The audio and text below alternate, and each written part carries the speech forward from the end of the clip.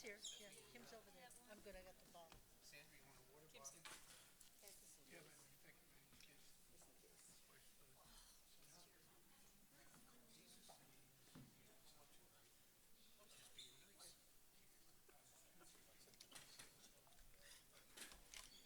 Well, you're probably gonna be hearing some. You'll be hearing stuff. Just waiting for Colleen.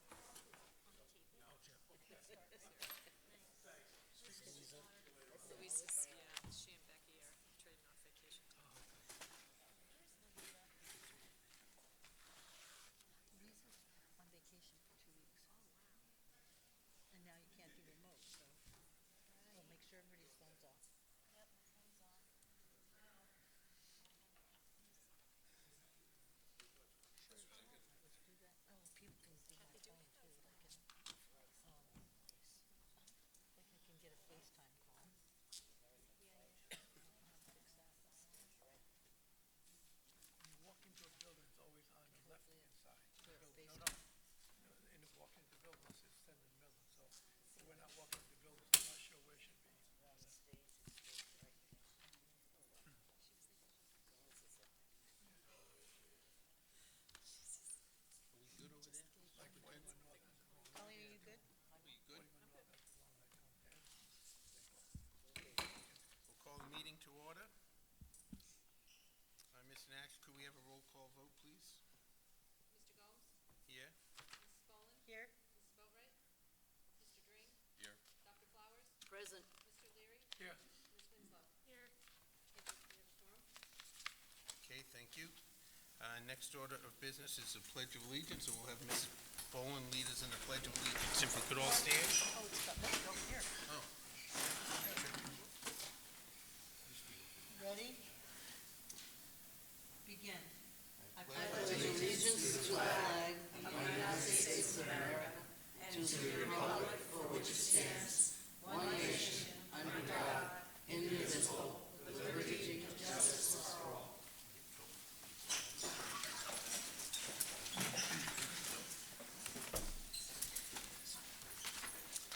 We'll now have a moment of silence. If you could please keep the following individuals who have passed away in your thoughts and prayers.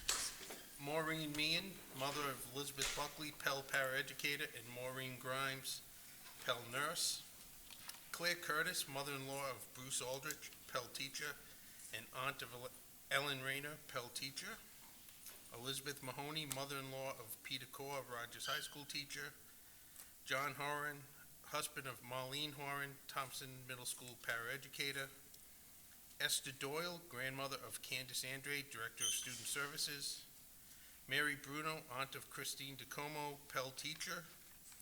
William Coffey, brother-in-law of Kim Bean, assistant superintendent, and uncle of Katie Bean, Thompson Middle School teacher. We'll now have a moment of silence.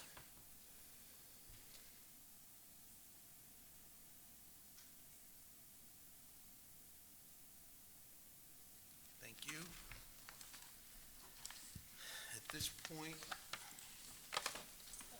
Dr. Bean? you bet. Yeah, she's there. Huh? Oh, She's okay. At this point, we'll have a recognition for the Assistant Superintendent, Dr. Kim Bean, who will be retiring. So if she'd step over to the podium, we have a little presentation that Dr. Flowers will. You might have to help her pull that down a little. I don't think she can reach. We can do this. Okay, go on tippy toes here.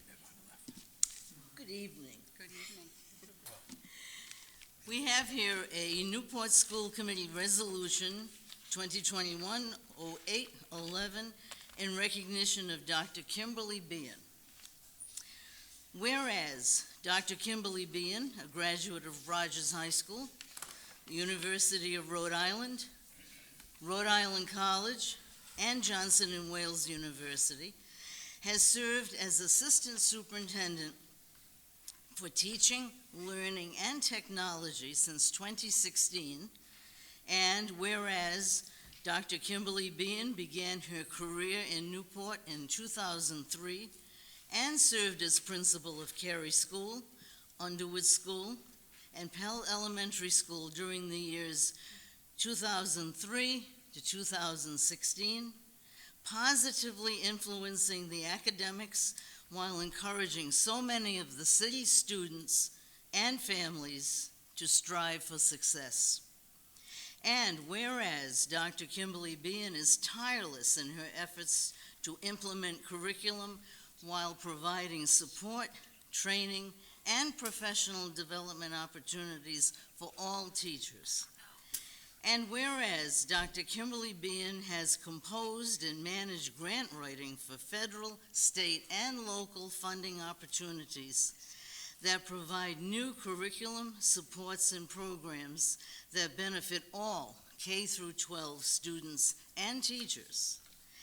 And whereas Dr. Kimberly Bean selflessly put the students, staff, and families first, as demonstrated by her commitment to serve as both Assistant Superintendent and Principal of Thompson Middle School during the COVID pandemic. And therefore, be it resolved that Dr. Kimberly Bean is hereby commended by the Newport School Committee for her exemplary service and dedication, and therefore be it also resolved that a copy of this resolution be spread upon the official records of the Newport School Committee, and the original be presented to Dr. Kimberly Bean as an expression of our appreciation as an outstanding leader of the educational community and as one who has gained the respect of those whom she has served so well. Whereas the following bear witness: Raymond Gomes, Chairperson on behalf of the Newport School Committee, and Colleen Burns Germain, Superintendent of Schools, on behalf of the Newport Schools, on this day, August 10th, 2021. Congratulations.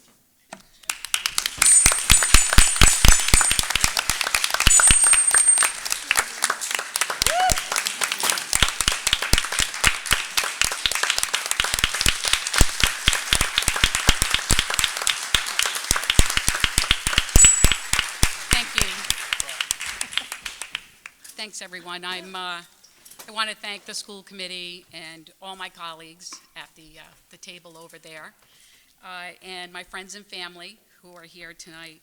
I'm honored, and there's many pieces of this job that I will miss, and some that I won't.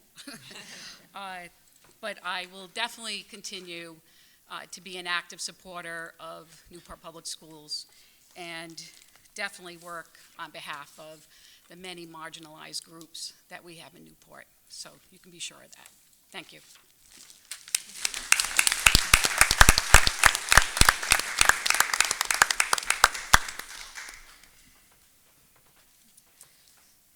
Thank you. Thank you. Next item is public comment. I'm not sure if we have anybody signed up for public comment.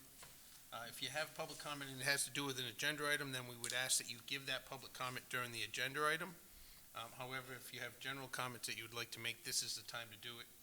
So I'll ask, are there any people signed up for public comment? Yes. Kendra Munter. All right. Ms. Munter, you can step up. Please identify yourself and your address, and you have 3 minutes to make your comments. Thank you. It'll take about 30 seconds. Okay. My name is Kendra Munter, 22 Homer Street. I am here as the president of the Thompson PTO, and I just want to let everyone know that on September 2nd, it's a Thursday from 4 to 6, we will be having a Meet the Principal and Meet the Assistant Principal night for families to come who we realize that nobody has met our new principal, Mr. Barrios, and there's quite a few families who never met Assistant Principal Nick Vakaras, Mr. V. So we just wanted to have a night hosted by the PTO to let families come in prior to school so they can meet our team and get accustomed to who all will be running the school this year and, you know, kick off the school year. So that's all I was here to say. Thank you. Thank you.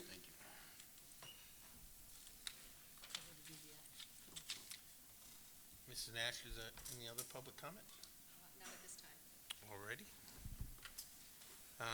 At this time, we'll move into the action items. Mr. Chairman, Just, Mr. Leary?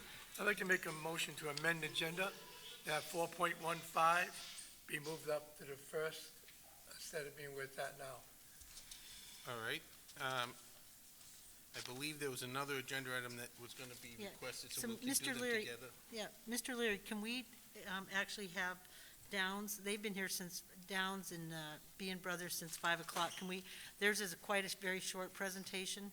Is that possible to move them? Well, my motion's on the floor. I'd like to have it voted on, please. All right. So the motion would be, there's a motion to move item 415 up in the order. Is there a second?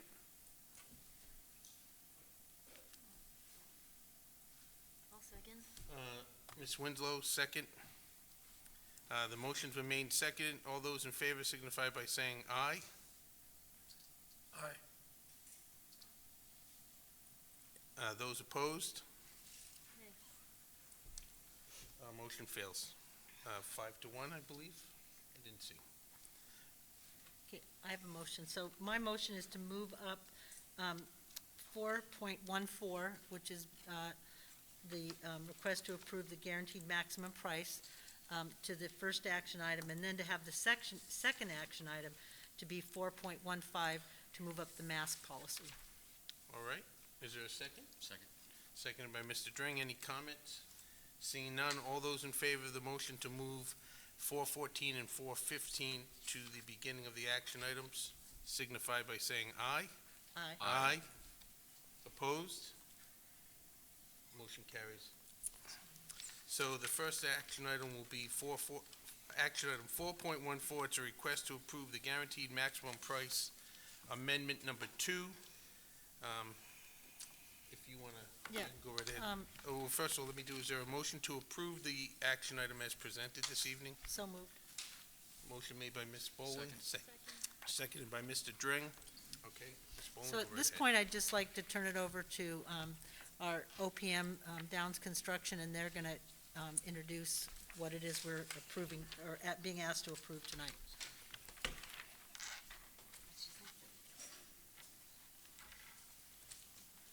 Good evening, Mr. Chair and committee members. Joe DeSanti, Downs Construction, Director of Project Manager.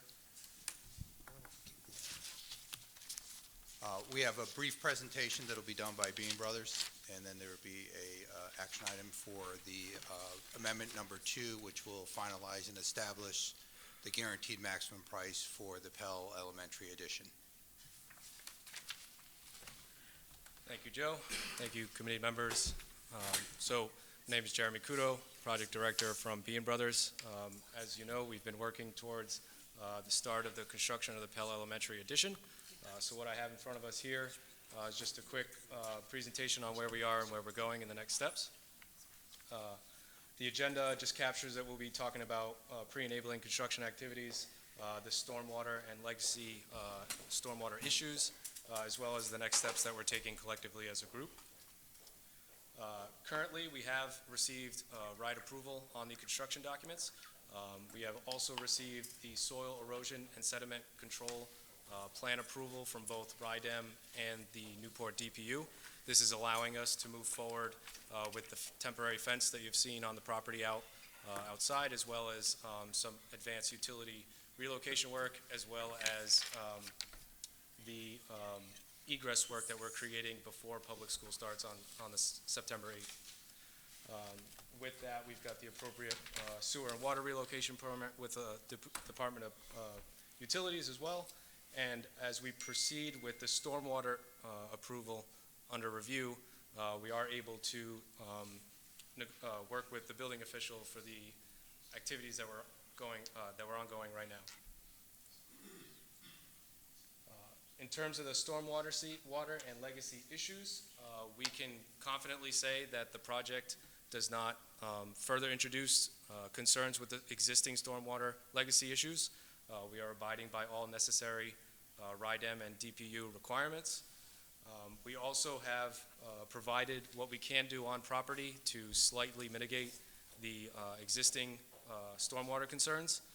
And through the process of our observations to date and what we've been able to find and coordinate with Newport DPU, the building committee, and RIDEM, we have been able to work with the city to initiate Fuss & O'Neill as a third-party engineer to take a look at the current stormwater legacy issues as a overall program rather than just isolate it to the property, which is a huge benefit to both Newport Public Schools as well as the neighboring community and abutters.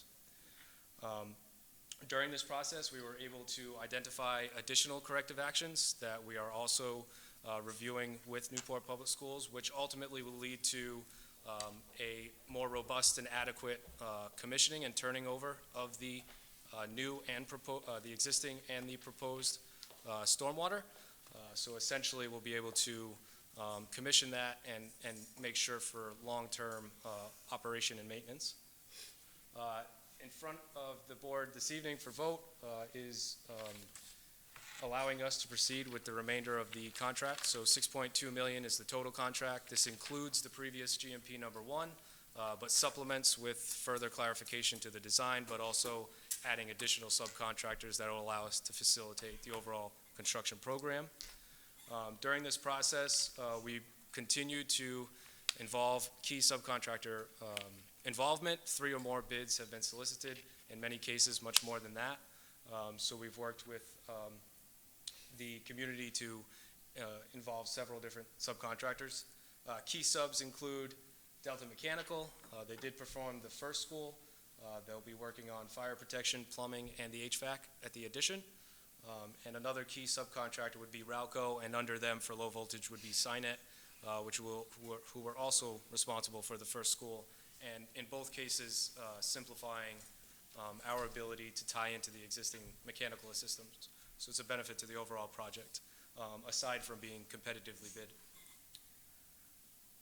In terms of next steps, we continue to prepare the site work for starting on September 8th in terms of the school year. So ahead of that, we are working on bringing utilities through the building to avoid the full student body traffic, which is a huge benefit.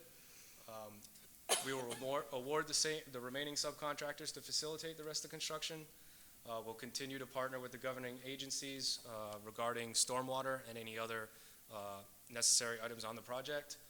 And, of course, support the building committee in their funding venture in terms of trying to find funding for things like the bus loop that is not currently in the project, but a huge benefit to the project in terms of safety and inherently stormwater. And then, of course, support any future activity that Fuss and O'Neill will require relevant to the city and the Newport Public Schools and what we're trying to achieve with the abutters. That concludes the presentation. Sorry, forgot to mention a key date this upcoming week. Groundbreaking ceremony is this Thursday at 10 a.m. And it is extended to Everyone. the entire public.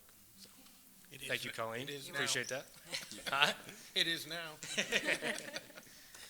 Are there any questions for Jeremy? Yeah, Mr. Chairman. Mr. Leary? Jeremy, question 1, are all permits issued? All permits to facilitate what we are doing now, yes. A stormwater permit is pending, which will then prompt a final building permit as well. So every other permit's been issued except for stormwater? Stormwater and then building permit. Building permit coming forward, okay. You mentioned that the bus loop, to do fundraising, is not in the project anymore, am I correct?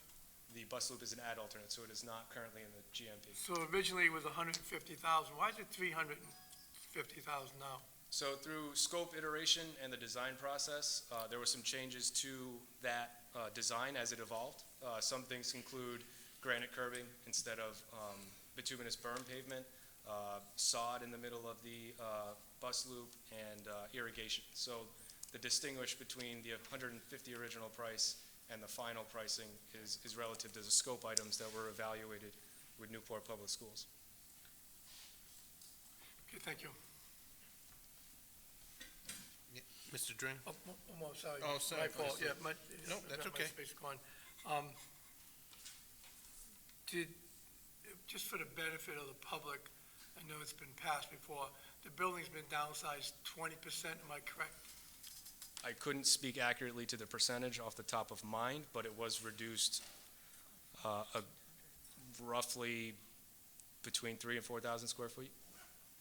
I couldn't speak to the percentage of that over right now. I'll do the math for you. What's the building for Do you? the math. It's about 20%. Roughly. Sounds Come to the about numbers right. I'm on. Thank you. Thank you. I do have a question. Mr. DeSanti, I just I want to think you add have to a that, follow-up. the Go right classroom ahead. sizes remain consistent to the sizes of the existing building as well. So no changes have happened to the actual classrooms. But the buildings have been reduced 20%. It has been the support spaces, any of the hallways, those kind of things are what were impacted. Mr. Dring. You had talked about the water mitigation. Is what you're going to do, obviously it's not going to make the situation any worse, but what are you doing to, mitigate what's going on there now? Is anything you're going to do help that situation? So included in the GMP is what Garofalo, Jade, and Bean consider what we were able to do within the constraints of the building and obviously the program budget, the property. So what we're proposing is reacting to sort of a lot of different variables that contribute to the overall issue. But matter of factly, we can say we have observed certain conditions to the east side of the property, and we're proposing mitigations to either divert that or collect that into the existing system so that we can react to what is happening sort of on the overall watershed as it's understood on property. So what we've been able to agree with, I think collectively, is that it is a slight mitigation. It is definitely a concern that is ongoing, has multiple variables outside the city property limits of the school and public right-of-way. And that is really where I think the huge benefit of Fuss and O'Neill being involved and Newport Public Schools working with Newport City in general to achieve that end. Thank you. Ms. Boland. Yeah, I have two comments. Also, I think that we find there was an issue with having to clean out some of the drains that needed to be, and so that's going to help the issue. And that's already been done? Yes. So that was part of the issue, and that'll be done regularly now? Correct? There's a maintenance program being drafted, a checklist for our staff to follow on a regular basis, and not only during the year, but particularly after heavy rainfall. And then we also have, I'm looking to Director Young, I believe Wednesday, tomorrow, the drains are being cleaned out? Yes, tomorrow's when that's happening. And then my second point I was going to make to Mr. Leary when he asked about, and Joe DeSanti commented that we still have the 8 classrooms, which is true.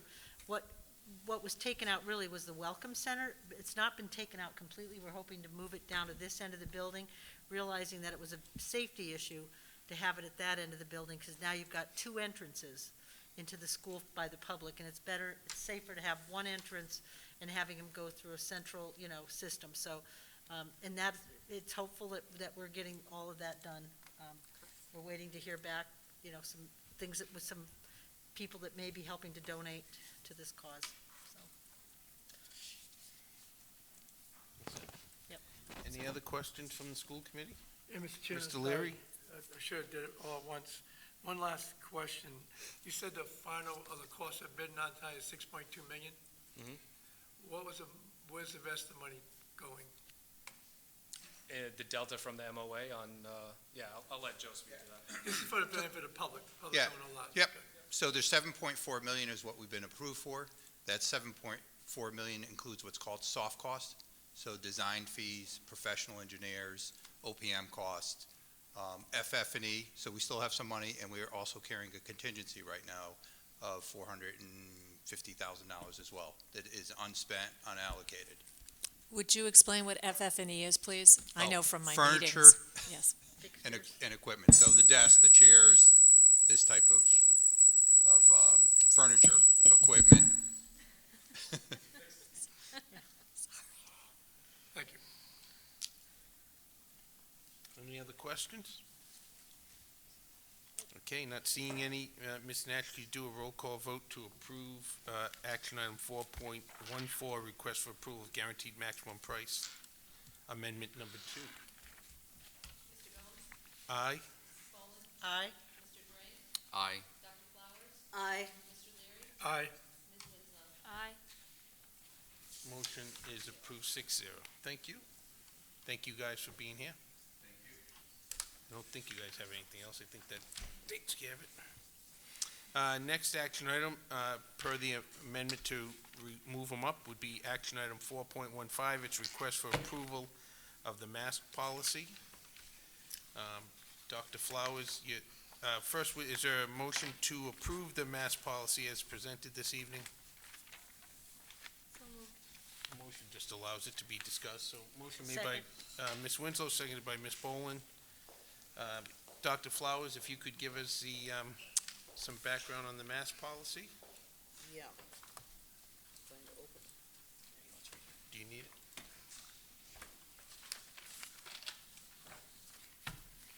Does she want my paper copy? Well, that's, yeah. Yeah, do you have the paper? We're being Yeah. technologically challenged Hey. right now. Thank you very much.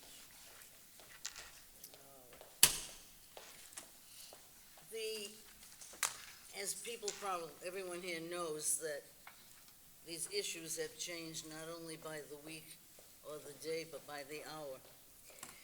And understanding that the main concern that the school committee and all of the employees have is the safety and health and safety of all our people who are in our schools, adults and youngsters.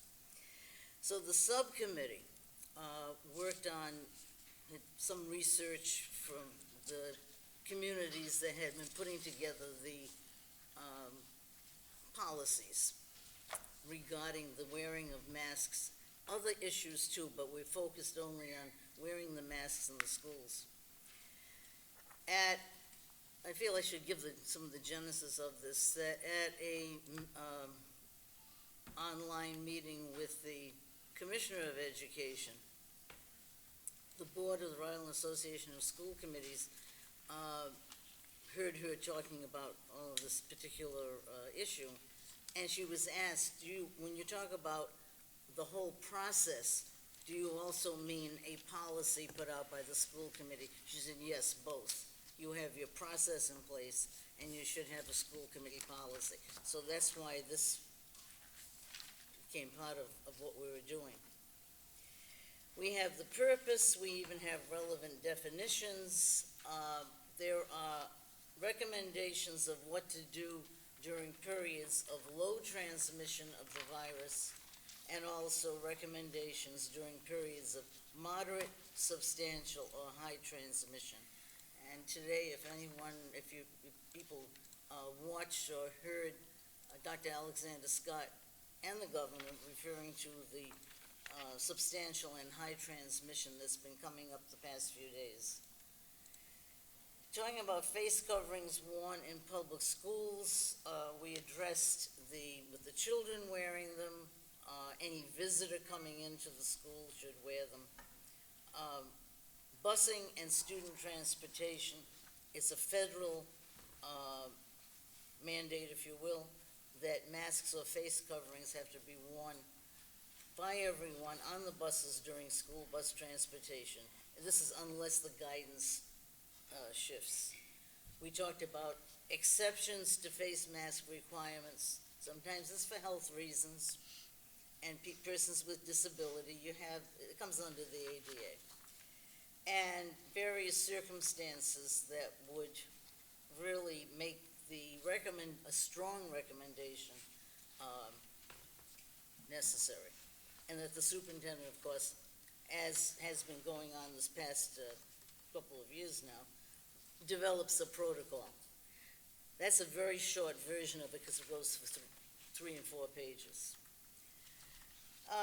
Again, just in the past hours and in the past few days, some of us were on the subcommittee were looking at, well, if this happens, we have to add maybe some tighter standards, should we say, just tighter standards on this particular proposed policy. It's a draft at this particular point. And I think Ms. Winslow has some suggestions that she feels that would tighten up some of this. We know that there are people who strongly oppose it. There are many who strongly favor it. And this is an issue that has a lot of, we need the input, and we have to really look at how practical things can be. But first and foremost, we want the children in school, the teachers in school, and we want everyone to remain healthy. And especially, the key thing is the new Delta variant that's coming in. And that's pretty much what it stands right now. I think if anyone else wants to, on the committee wants to add on, this would probably be the time. No, so we can Yield open to it the to chair. comments. I have plenty of comments, but if there are You people gotta sit from... close to the, Can't, pull the microphone right up. Is this better? Do you Yeah. If there are members of the public who wanted to speak, I'm happy to let them speak first. I did want to add, I guess I think that, since we saw the sample policies come out and we started talking about this, it was 8 days ago and or 6 days ago, and a lot has changed. For me, one of the biggest things, the CDC has made their recommendation, the Rhode Island Department of Health has made their recommendation, the Rhode Island Academy of Pediatrics, the Rhode Island School Nurse Association are all urging universal masking for the kids. I really, really wanted to see a year where we give them back as much of a normal school year as possible. But right now, I'm looking at the vaccination rates in Newport, which are frighteningly low to me, 51% for the city. The student rate is 35.7%. I do not know what our teacher vaccination rate is or our staff. It has not been disclosed. I hope it will be, but that is really giving me cause for concern. So I do want to hear what the public has to say, but I think that I would like to send the policy back to the policy subcommittee to review even further. All right.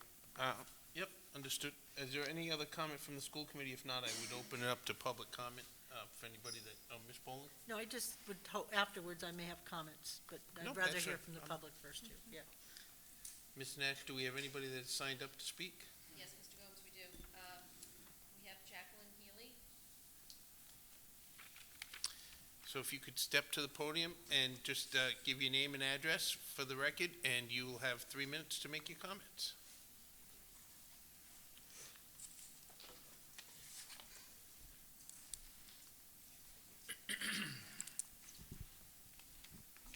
My name is Jacqueline Healy. I live on 10 Dexter Street, just right down the street, actually, across from the school. I have, first I want to thank you all. I appreciate the time. Some of you have already heard me speak and express my concerns, so I apologize for the repetition, but I just wanted to be here today. I have 2 boys. One is 8 and one is 6, one of which attends Pell Elementary School. He is in the special education class. He came in as a kindergartner last year. His name is Hunter. He has autism. He has an expressive and receptive language delay. He can speak. He's not conversational. Based on that description, I'm sure you can all make an assumption as to why I have concerns about him and wearing a mask, and not only him, but his peers and his teachers. This year, Hunter does have a medical exemption, which I'm thankful for, but with the policy that's been presented, I'm also concerned that Hunter is also not going to, ultimately, it looks like we're going to be going right into the school year with masks, based on the numbers that we know right now. And I want him to move into a year getting the things that he did not get last year. He wasn't integrated into the typical classroom last year. I can't measure what he's missed developmentally, but I'm sure there have been things. So going into another year where he's not going to see his peers' faces, potentially his teachers' faces, that has an impact on his speech development, language, social development. Again, he wasn't able to integrate last year socially. This year he will. But, he needs encouragement to socialize, and now I'm going to have the ability to socialize him, but his peers may all be in masks. So he may not feel that difference, but, it's a concern for me. He doesn't have the ability to explain himself. I want him to have the best opportunity possible, and I just don't think he's getting that. I don't think he got it last year, and I don't want to see another year. We're going on 2 years now. He's at a disadvantage, and I just feel that he's at an even more disadvantage. I also saw the governor speak today, and I understand the concerns about Newport as a community, but I also heard some things that were concerning to me because they don't seem like they're being considered as far as this policy is concerned. We have an 80% partially vaccinated rate in the state. We have a 73% fully vaccinated rate in the state. We were the top 5 vaccinated state in the country, if I heard correctly, and 90% of our teachers are vaccinated. So, how do we get out of this when we're being praised for doing the right things, but I don't feel that it's being considered when it comes to our kids? I want mask option for everyone. As I mentioned, my son has an exemption, but I want a mask option for those other parents who may want it as well. Thank you. Thank you. Thank you.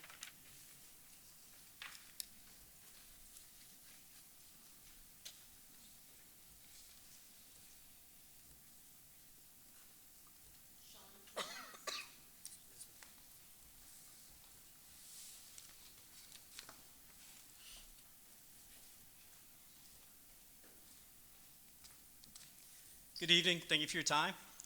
I'm Sean Higgins, 20 Cary Street. I have a 6th and an 8th grader at Thompson. For the committee members and superintendent who have read my email yesterday, my remarks are going to be similar, so I apologize for rambling on. This policy is about risk and choice. This proposed guidance as written is nothing more than a mask mandate for our children, disguised as a step approach to the CDC and RIDO recommendations, not mandate, to mask all K through 12 students. I say this with confidence, as reviewing the RIDO data for our criteria on disease prevalence, as the doctor had mentioned, shows that out of 59 weeks of current data, Newport was only in the low category 4 weeks, the moderate 20 weeks, and the high category 35 weeks. If you look at what that means for total cases in a week, because they are discussing per 100,000, low means that no more than 14 positive cases in a week, which is 0.06 of Newport's population. Moderate triggers with 21 cases in a week, which is 0.08 of Newport's population. High triggers with 91 cases in a week, which is 0.37% population of Newport. You are saying that my children should be masked when less than 0.5% of the entire population of Newport tests positive in a week. If the true intention is a commitment to maintaining a safe and healthy environment for students, staff, and their families, does the risk to my children's mental health and learning capability come into discussion? Do the school committee and the senior leadership of the Newport schools take into account or even comprehend the decrease in my children's mental health caused by increase in stress, anxiety, and a general uncomfortableness of wearing a mask? You will tell yourselves you did, but except for one school committee member who has children that attend K through 12 schools, you do not have the experience or have had to deal with these issues on a daily basis. Maybe you are a parent of older children, but you have never experienced the environment of a pandemic while raising school-age kids. You do not see your child come home from school so depressed all they want to do is be left alone, or the constant complaining of the distractions the masks are during the day, or coming home from school saying they have learned very little. This is not a fear of the virus, it is a mask mandate. My children now hate to go to school. Let me sink in 2 children who enjoyed school now hate to go to school. I don't blame you for last year because the decision was out of your hands. But this new policy is not much different from last year. And if it remains, you are to blame for my children to continue to hate school. Strange how that works. The intent is a safe and healthy environment for learning, and your actions and decisions can do exactly the opposite. The physical health risk to children is extremely low. The number of deaths per 100,000 in Rhode Island for ages 0 to 39 is 0. Unfortunately, there's no data for 0 to 18 hospitalizations on the RIDO website. If you close to finishing up, you can. Yes. Okay, go right ahead. What I propose is something different. Give us a choice. For example, less than 7.5% of students and staff cases per week in a school, then no mask requirements that week. Greater than 1.5% of students and staff cases per week in a school, Masks required for the remainder of the week and the following week. I just want a choice. Just like you gave families a choice when they thought the risk for COVID was too high to come into class. Thank you. I appreciate the time. Yep, thank you.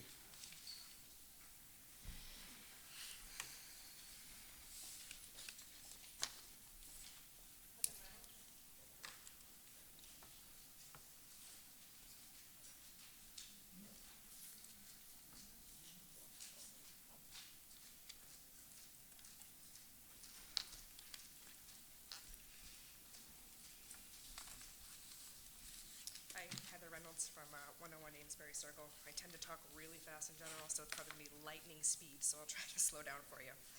I understand we currently do not have a mask mandate in place, but that's certainly on everyone's mind that it may be coming down the pike.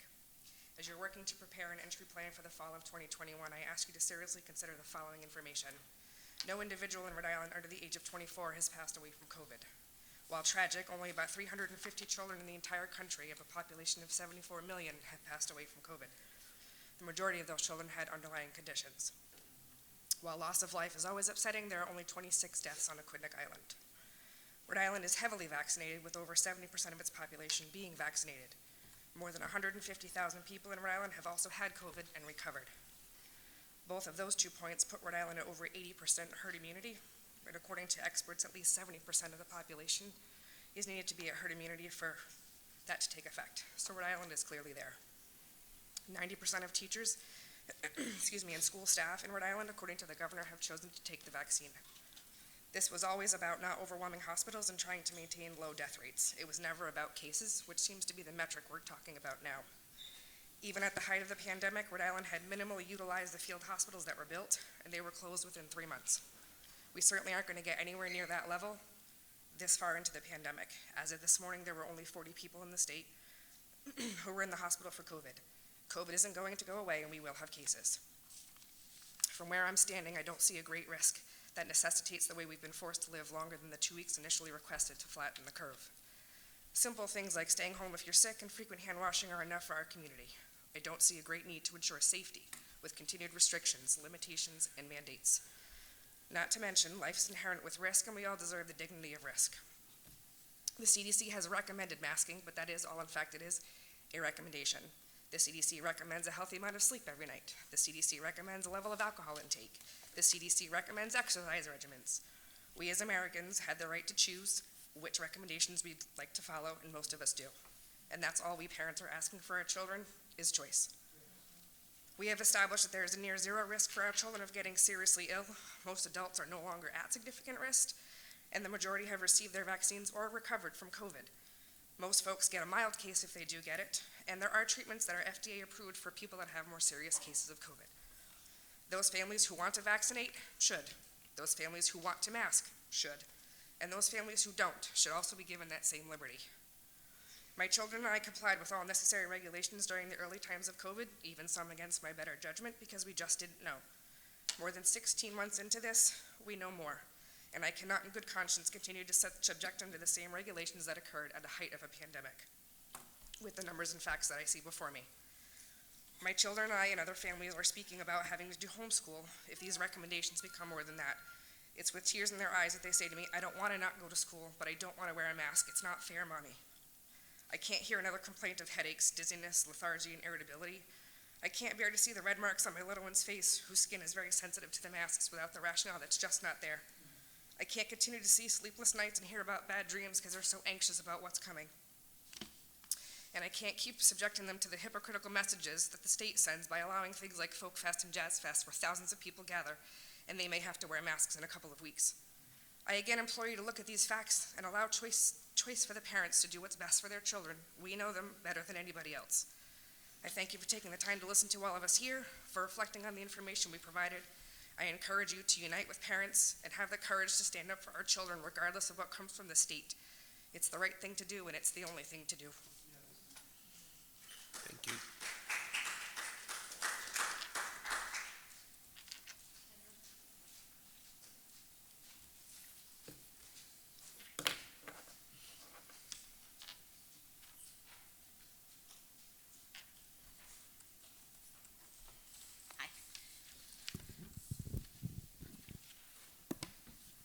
My name is Kendra Munter, 22 Homer Street, Thank you, school committee members, for giving us the opportunity to speak tonight. If the goal is to get as many students back into school for in-person learning, the district must adopt mask wearing as a mitigation factor. I asked my daughter, who was in 6th grade on hybrid last year, what she wants, and she said, "Mom, I just want to go to school every day."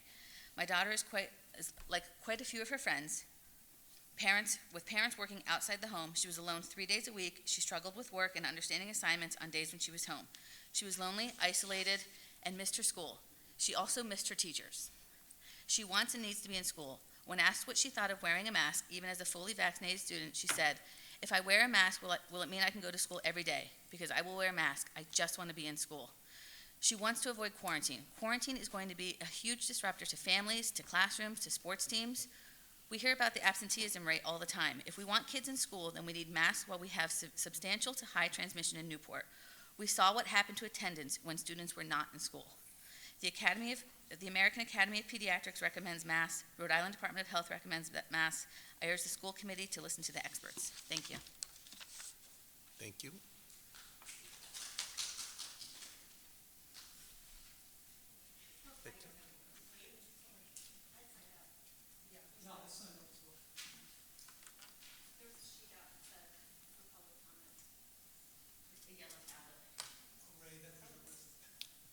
They wrote on his pad.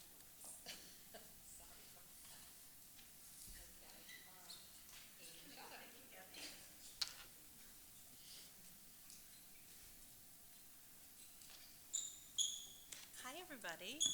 I'm here tonight as Could you the, just, sorry, oh, could you hey, I'm identify- Amy Machado. I live at 12 Burdick Ave. My daughter is Ruby. She's 12. She's a 7th grader, will be, at Thompson.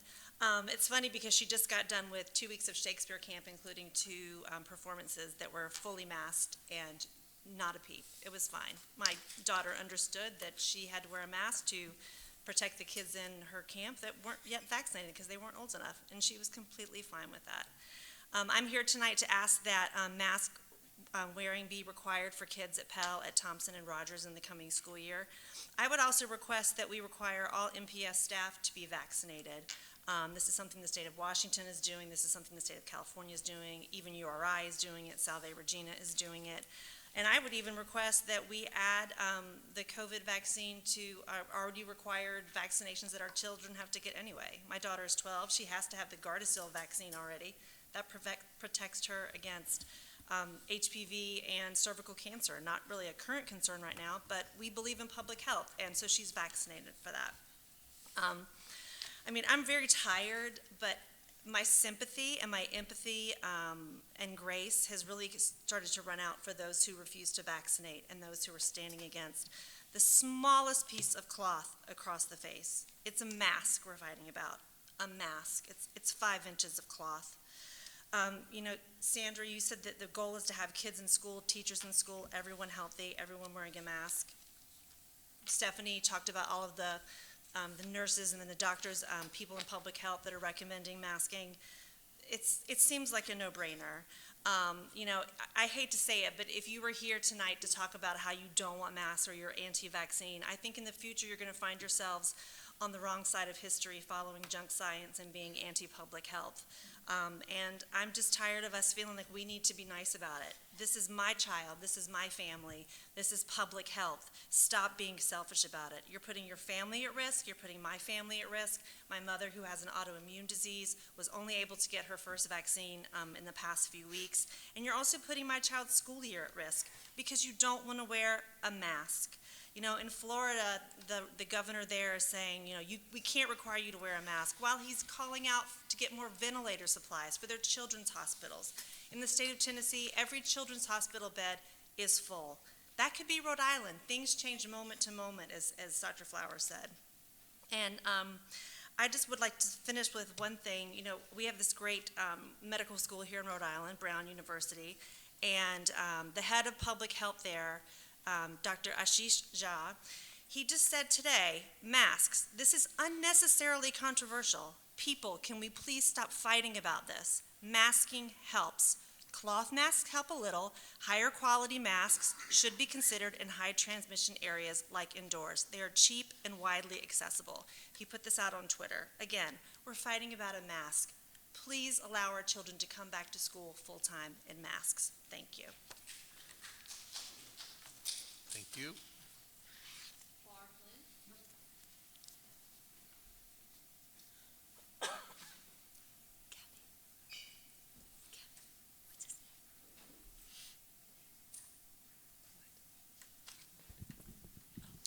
Good evening. Thank you. My name is Bar Flynn. I live at One Beacon Court in Newport. Born and raised in Newport, went to local schools, 13 years social worker, high school teacher, 4 years Navy, 22 years local pastor. I speak as a concerned resident of the North End, where I've lived with my wife for the past 25 years. In the committee's vote on mask wearing, I would ask members to act bravely and not in lockstep with a narrative that is significantly flawed. I urge your decision-making to be libertarian-minded, which is the very trait that's characteristic of Newport and its founding. Let parents decide whether or not they want their children to wear masks. The goal of maintaining a safe and healthy environment requires conclusions that are based on data that is factual, without conflict of interest, and intelligible to all, not solely to an elite few. I ask the committee to challenge policies which for the past 18 months have demonstrably increased public harm, emotionally, physically, economically, and educationally.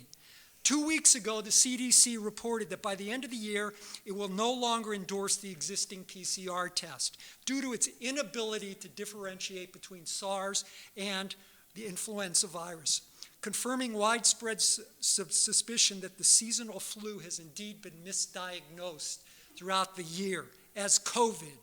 It turns out that the narrative by public officials had been sustained by data long proven inherently flawed by Dr. Kerry Mullis, the inventor of the PCR test and the Nobel Prize winner. His narration against Anthony Fauci has gone viral on YouTube. You can look it up.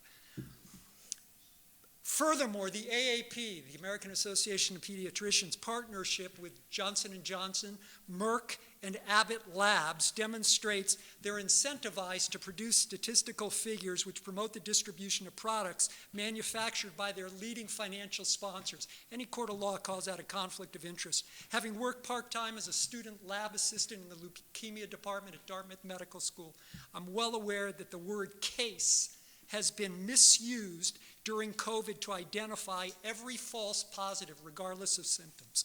Most significantly, standard cloth and surgical masks offer no protection against viruses, which are 0.1 micron in width. The size of SARS is 0.1 micron. Viri pass through masks while bacteria remain entrapped on the exterior and interior surface and pose to the wearer both repeated exposure and susceptibility to infection. The New England Journal of Medicine in May of 2020, quote, "Wearing a mask outside of healthcare facilities offers little, if any, protection from infection. The chance of catching COVID-19 from a passing interaction is therefore minimal." End quote. Concerns about asymptomatic transmission have been factually answered by Dr. Anthony Fauci in his finer moments. Quote, "In all the history of respiratory-borne viruses of any type, asymptomatic transmission has never been the driver of outbreaks." Summary. Prolonged mask wearing among children obstructs breathing, encourages cardiovascular and immunosuppression, increases susceptibility to bacterial infection, introduces a host of unnecessary emotional and educational obstructions, and provides no protection against viral strands. That is a complete myth. Parents representing this age group that are least susceptible to illness and death are having their civil rights abrogated by executive orders which have neither judicial nor legislative force. Laws originate in the House and the Senate, not from the executive branch. I urge committee members to be leaders, not followers, and oppose a narrative that has only increased public harm, and it's obvious. Let parents decide whether or not their children will wear masks. That's the spirit upon which Newport was founded. Thank you. Thank you. Is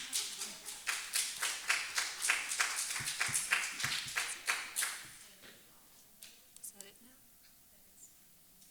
That's it? And public comment? Okay, thank you. Members of, Ms. Boland, I think you wanted to make comments? Yeah, I wanted, what's that, close?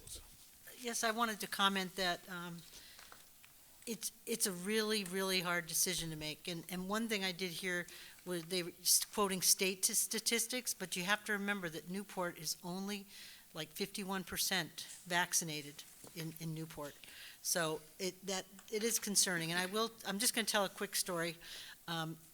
This week, my college roommate had a wedding. They did everything they could to prevent COVID. Everybody had to be vaccinated. They had to show it at the door, their vaccination card. They couldn't get in. They were told this ahead of time. And so that was on Saturday. And right now, there's 28 people that are positive, every one of them vaccinated for COVID. And that's just the beginning. They have not heard. They're trying to get a hold of everybody else. The CDC is planning to study this because it's just unbelievable how many, people have COVID because they didn't require the masks as long as you were vaccinated. But, so, I just wanted to say that. Are we permitted to respectfully comment? Once the committee speaks out, I may allow it, yes. Okay. Dr. Flowers? Thank you. I took some notes here, and the comment about, I was looking at the stats myself too, we were saying, well, they talk about how many cases per 100,000, well, considering we have, on a good day, 25,000 in town here, so that you would have to divide all of that, and you wind up with a smaller number, and there were some good points there. However, and I always say it's more than two sides to everything. There are a lot of sides to this.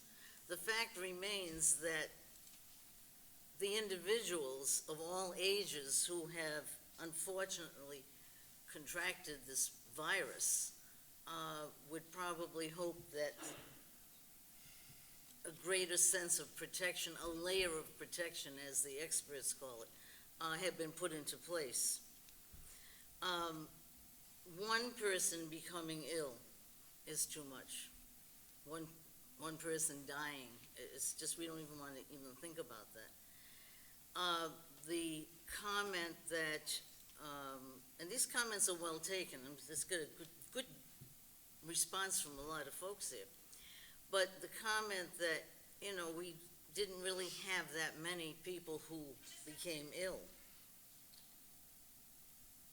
Could it be because the practices that were put in place when this first blew up prevented more employees, more children, and by extension, their family members from becoming ill? When they use the expression, something went viral, that's what it means. That's what a virus is. There was a comment that I think only one person on the committee here has had children in the school system. Well, I'm not the one, that's for sure. I've lost count of how many I taught in 30 years and in other class situations since then.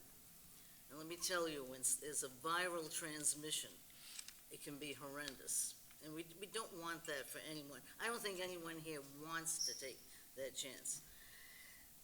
It's the thought of letting parents decide, it's freedom of choice. This is something that I feel at this point, and I'm not putting it upon everyone here to agree with me, but this has to be revisited and look at various comments that people have made, well-informed comments, and I think we still have to work on this particular policy.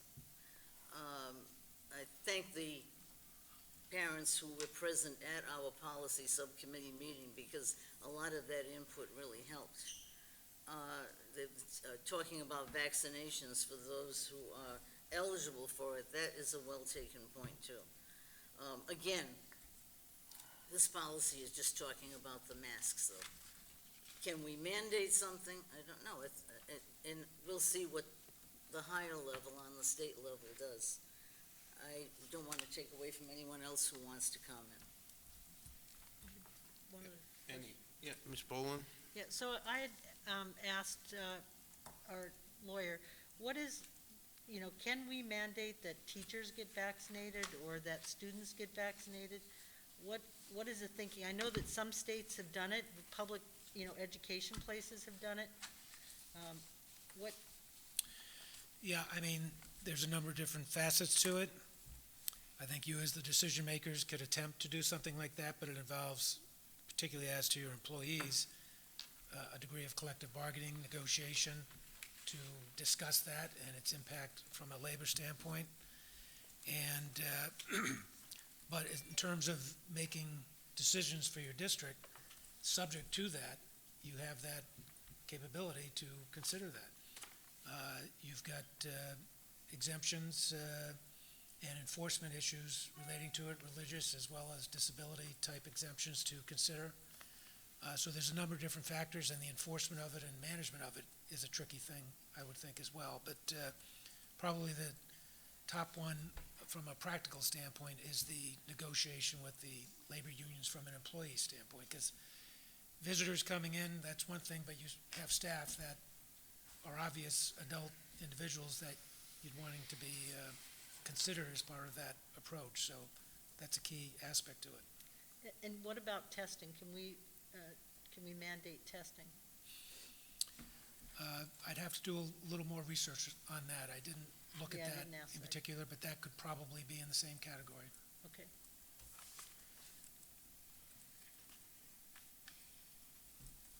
All set, Ms. Bolt? Yeah, I just wanted, well, a comment about that is that, if we hit herd immunity, things would be a lot better. The fact that we're only 51% in Newport, can we get that number up? And, we have a lot of people that are, are fear of the vaccination, and we haven't really made any headway in the last couple months on getting any more people vaccinated. So, I think this thing is gonna continue to, morph into something else, and, it's a delta the last few months, it's gonna be something else again, because that's what, viruses do, they morph into other things. So I would like to see, people vaccinated, and if it takes a mandate. I heard that the FDA was going to most likely approve the vaccination. It was only an emergency approval, and that they may now approve it for all people, and that could help to put teeth into it, I would think. What do you, Yeah, that certainly helps support, and you've read that in periodicals throughout the country in terms of major employers making that kind of decision. They're looking for that as additional guidance to help support that kind of conclusion. So it's certainly would be a difference maker, perhaps. Yeah. All set? Yeah, that's good, thank you. Mr. Drain? I just want to make a comment on what Ms. Boland said. I'm not a physician, I'm not a doctor. I can't imagine mandating to teachers and to adults that they have to get a shot. I think it's a personal decision between an individual and their doctor, and I don't feel like I'm in a position to tell anybody what to do when it comes to a vaccine. So I would definitely be against that. Mr. Chairman? Mr. Leary? First of all, let me apologize to the parents out there. I wanted you to be first. I know it took only 15 or 20 minutes of the time, and I understand that the architects and the business, the builder are here and worked all day, and I appreciate that, but to me, you always hear custom and culture. What's it? Culture, climate and culture. Thank you, Mr. Drain. Climate and culture. It's all about the staff. Climate and culture is about you parents out there to me. That's what it's about, period. And I am embarrassed that that happened. So I apologize to you, one person. Next of all, I'm 100% behind no mask, period. You can tell me any way you want to go, parent choice, no mask, and I won't go on with all facts and figures. I'm never going to change my mind. It's there. All right, Ms. Winslow? No, Okay. I'm just going to, the gentleman, Mr. Flynn, I believe, you wanted to follow up with a comment. Yeah, I just want to make a comment very respectfully. Obviously, we are appealing to a number of different authorities. If we put aside for a moment the narrative that is being promoted by the media and directly contact places like Johns Hopkins and other sites. For instance, Dr. Marty Macri, Johns Hopkins, indicates over 50% of Americans right now have acquired natural immunity to COVID. And natural immunity, he argues, is far better than any kind of artificial immunity as from a vaccine. You can find this out. This is available on the public domain. Regarding the Delta variant, the two countries in the world right now that lead the world in having vaccines are Israel and the Seychelles Islands in the Indian Ocean, which I actually have had the privilege of visiting. They lead the world right now with an 85% vaccine rate. Guess what they also lead the world in? It's consequent to the vaccines. The Delta outbreak. The Delta outbreak does not act independent of the vaccine. It's statistically demonstrable. The reality is that we are operating on information that is not scientifically based. It's not based on the conventional understanding of the transmission of infectious diseases. It's based on some pseudoscience. It's nonsense. Lastly, cloth masks, let's get this down, do not protect against viruses. They are too small. Bacterial infections, yes, some. Viruses, no. This is widely known. This is not something that is clandestine. This is absolutely widely known. Please exercise some common sense that is evident to a first-year biology student. Thank you. Thank you.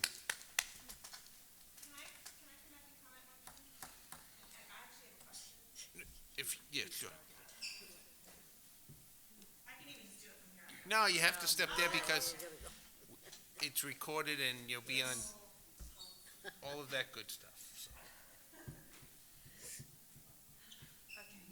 Do I have to say my name again? No, Okay. no, that's.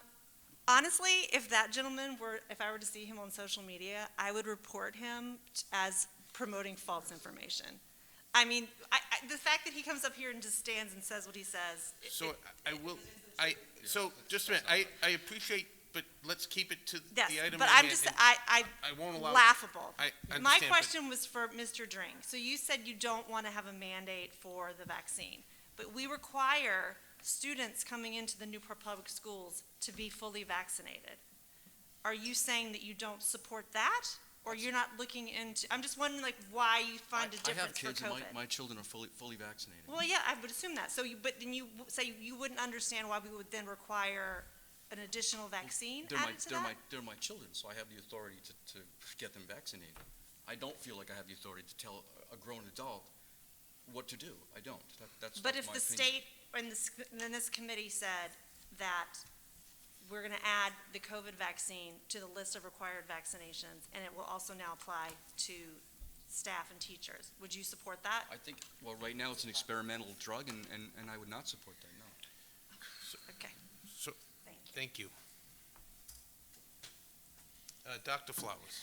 Yeah, this is not my expertise, but I think someone mentioned that the state of Rhode Island has been one of the leaders in assuring that the children coming to school have the appropriate vaccinations.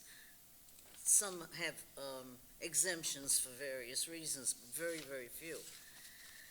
But I would had to check this out, maybe someone knows, that would come probably from the Department of Health, and then would come through probably state laws or regulations that would say, that could say, yes, you have to have a vaccine of any sort. So I don't see that we are going to sit here and say, hey, you better go out and get the vaccine. We can strongly recommend, but that's something that comes from the medical professionals, I would think. Just referring to what my colleague said about he doesn't want any masks at all. The city manager has said, anyone who goes into the city hall, and he said, and all public buildings have to be masked, and that included the police station. So if adults, for the most part, are going into the police station, they have to wear masks no matter why they're there. If you're going into the city hall pay your taxes, your water bill, or do other business, or go to the meetings, they have to have the masks on too, and we're keeping distant right now here too. That's why we have masks with us tonight. It's a tough call, it really is, and it's fine, and I think, yeah, if you feel you don't want your youngster immunized, okay, but what about the youngsters whose parents don't want them to contract anything? This is why it's a tough call. I mean, I just think this has to be revisited, and I say hopefully the Department of Health will come out with something. If you want to call it a mandate, we can call it whatever we want. Mr. Chairman, Perhaps even in the governor's office. We'll see what happens. Mr. Chairman, one brief last analogy. I feel like I'm on a submarine and somebody left the screen door open. And the germs popped in. Think about it. Are there any other comments from the school committee? Seeing none, there's a motion before us on the first reading. There's a motion to approve it as read, and a second. Ms. Nash, you do, somebody'd like to make the Yeah, motion? I'd like to make a motion that we take this back to committee and re-examine it after hearing everybody speak tonight, and then, so that would be my recommendation. So there's a motion by Ms. Boland to pull the motion and send it back to the subcommittee. Is there a second? Second. Mr. Dring? Any discussion? Seeing none, Ms. Nash, you do a roll call vote to remove the motion to send this policy back to the policy subcommittee for revision. Aye? Aye. Aye. Aye. Aye. Aye. Thank you. Okay. So that gets us to the top of the action items. 4.1 would be the next action item. That's a request for approval of policy 4150. It's the Human Resources Administrative Organization Legal Counsel policy on the second reading. Is there a motion to approve it on the second reading as presented?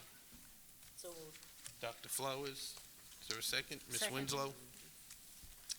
Any comment on the policy on the second reading? Ms. Boland? Yeah, I know this went back to committee and they did change it, and now that any member of the school committee can seek legal counsel, and I'm glad you put that back in, and because it is back in, I'm going to vote for it. Thank you. Any other comments on the, Mr. Chairman, Mr. Leary? I will not be supporting this. I still feel when you get elected, you have a right to call the lawyer that you hire. I understand all you do, have to call the chairman up and tell him you're calling the lawyer up, but I don't think I even have to do that. I shouldn't have to do that. Take that back. I shouldn't. I'm elected by the people, and I should be able to call our lawyer that we hire. I don't know if the business manager calls the lawyer up and gets approval from you. I don't know if the human resource person calls you up. I don't know why in the hell I have to call you up to do it. Mr. Dring? I agree with Ms. Boland. I'm pretty comfortable with the changes that we made. And I don't think it says we have to call him. I think we just have to notify him. Right. Call them up, email them, whatever. What's that? Yeah. Any other comments? Seeing none, Ms. Nash, you do a roll call vote to approve policy 4150 on the second reading. Aye? Aye. Aye.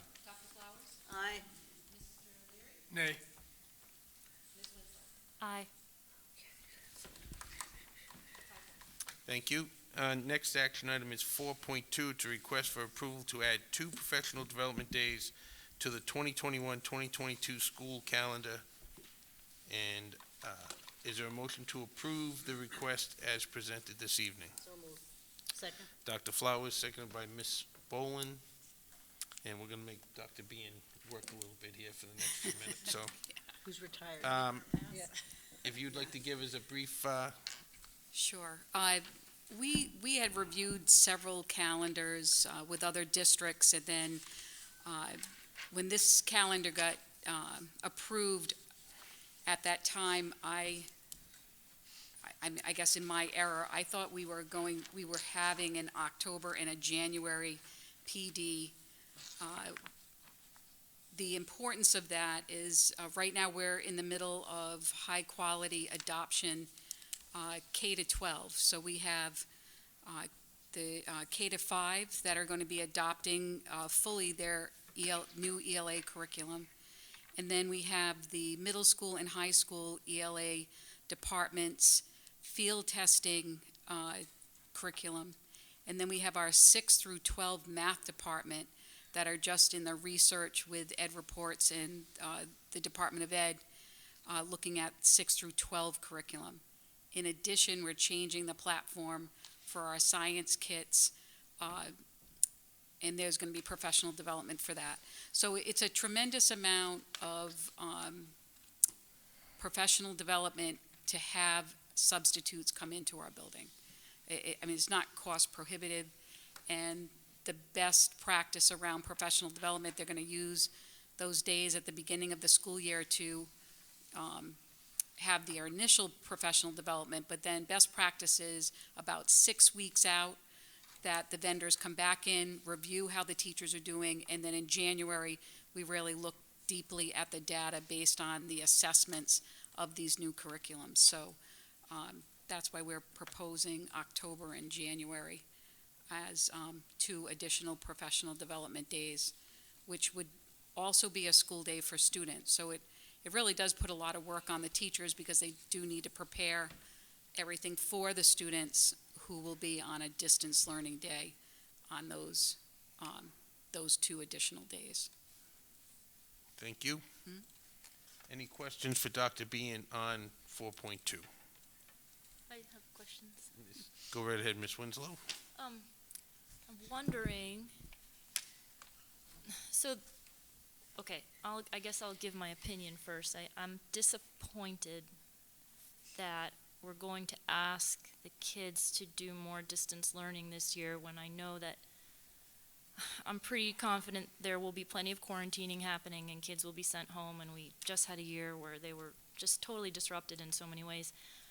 At the same time, I understand that the teachers need this. They need this to better their craft, to adopt that curriculum. So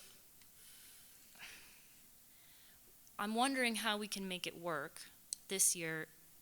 Like, can our community partners help out maybe in addition to a few substitute teachers so that the kids aren't home alone, reading silently on Google Docs or whatever it is for their lesson delivery. They have some adults helping them out so that there is learning being facilitated. I just think that, online learning, it's not for everybody, and I think it was pretty hard on them last year. I don't want to see them have to do any more than is necessary. But then going forward, we keep hearing about how important professional development is to the teachers. So how can we rethink this 184-day school calendar to maybe incorporate more hybrid learning and more community partners and more professional development for the teachers so that they can get what they need? We don't have enough time as it is. So I want the teachers union to really, really think about that. I mean, they get a lot of time off. I understand that they're all working way more than 40 hours a week during the school year. But, I mean, what's 2 or 3 more days of PD, maybe on either end, to get that done? I think we need more. So I'm disappointed that the kids are going to have to go home. So I'm going to ask the administration to do whatever they can to make sure there are teachers, some kind of teachers, available for the kids on those days. Thank you. Just gave you a PhD, Yeah. Dr. Bowen, Mrs. Bowen? So, a question, are our kids going to have devices to take home this year? Is that part of the plan? They are, one-on-one, okay, signed. Thank you. Any other comments? Mr. Mr. Gomes? Leary? Thank you. I will not be supporting this. Thank you, Ms. Winslow. I 100% agree with you. I'm fortunate or unfortunate, however you look at this, to work in the service industry for 40 or 50 years in Newport, so I work with a lot of high school kids, awful lot of them, and they told me how much a waste of time distance learning has been for most of them, even very, very bright ones who find shortcuts and do everything they could. So they even mentioned to me they felt that their test results would really show it, and we'll find that out soon. So I can't support any more days these kids being distance learning when you got snow days going to come up and anything else. So to me, I'll be voting against it for that reason. Thank you. Any other comments? Not, okay. Do we know when the parent-teacher conferences will be? Because that would also be a distance learning day, or no? No, they go to school. They go to school and then that's after? Okay, thanks. Seeing no other comments, Ms. Nash, can you do a roll call vote to approve 4.2 request for 2 professional development days added to the 2021-2022 school calendar? Mr. Gomes? Aye. Mrs. Boland? Aye. Mr. Drain? Aye. Dr. Flowers? Aye. Mr. Leary? Nay. Ms. Winslow? Nay. 4-2. Thank you. Thank you. Thank you, Dr. Bean. 4.3 is a request for approval of the revised 2021-2022 school calendar. Superintendent, is there a motion to approve the request to revise the school calendar as presented? So moved. Dr. Flowers, seconded by Second. Ms. Boland and Dr. Jermaine. Based upon the vote you just have taken, I now am requesting that the calendar be revised so we may share with families. Thank you. Any questions on that? Seeing none, Ms. Nash, can you do a roll call vote to approve the revised 2021-2022 school year calendar? Mr. Gomes? Aye. Mrs. Boland? Aye. Mr. Drain? Aye. Dr. Flowers? Aye. Mr. Leary? Nay. Ms. Winslow? Nay. 4-2. Thank you. Next item is 4.4, request for acceptance of the RICAS Rhode Island State Council of the Arts grant. Is there a motion to approve So moved. the request as presented?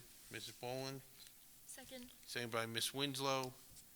And again, Dr. Bean, if you could give us a little overview of this item, that'd be great. Sure. This is the Island Moving Company Movement Grant.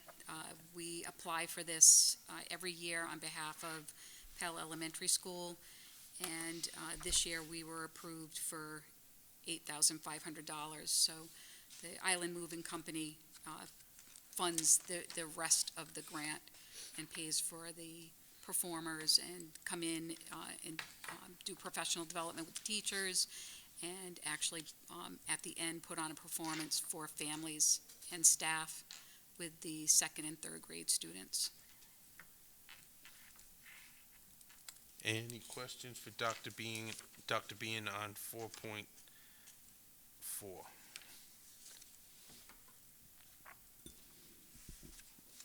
Not seeing any.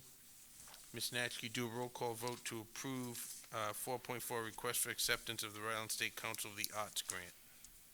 Mr. Gomes? Aye. Mrs. Boland? Aye. Mr. Drain? Aye. Dr. Flowers? Aye. Mr. Leary? Aye. Ms. Winslow? Aye. 6-0. Thank you. 4.5, it's a request for approval of the URI Smiles Participation Agreement. Is there a motion to approve the agreement as presented this evening? So moved. Ms. Boland, Second. seconded by Ms. Winslow, and Dr. Bean. So Smiles is a 4 through 12 science club that's offered to students after school. And this year we have the stipends that we're asking for are the stipends for the teachers that are part of the program. All the professional development, the trips that the students go on, all of that is paid through a grant through the University of Rhode Island. So this is stipends for the 4 teachers that lead these groups.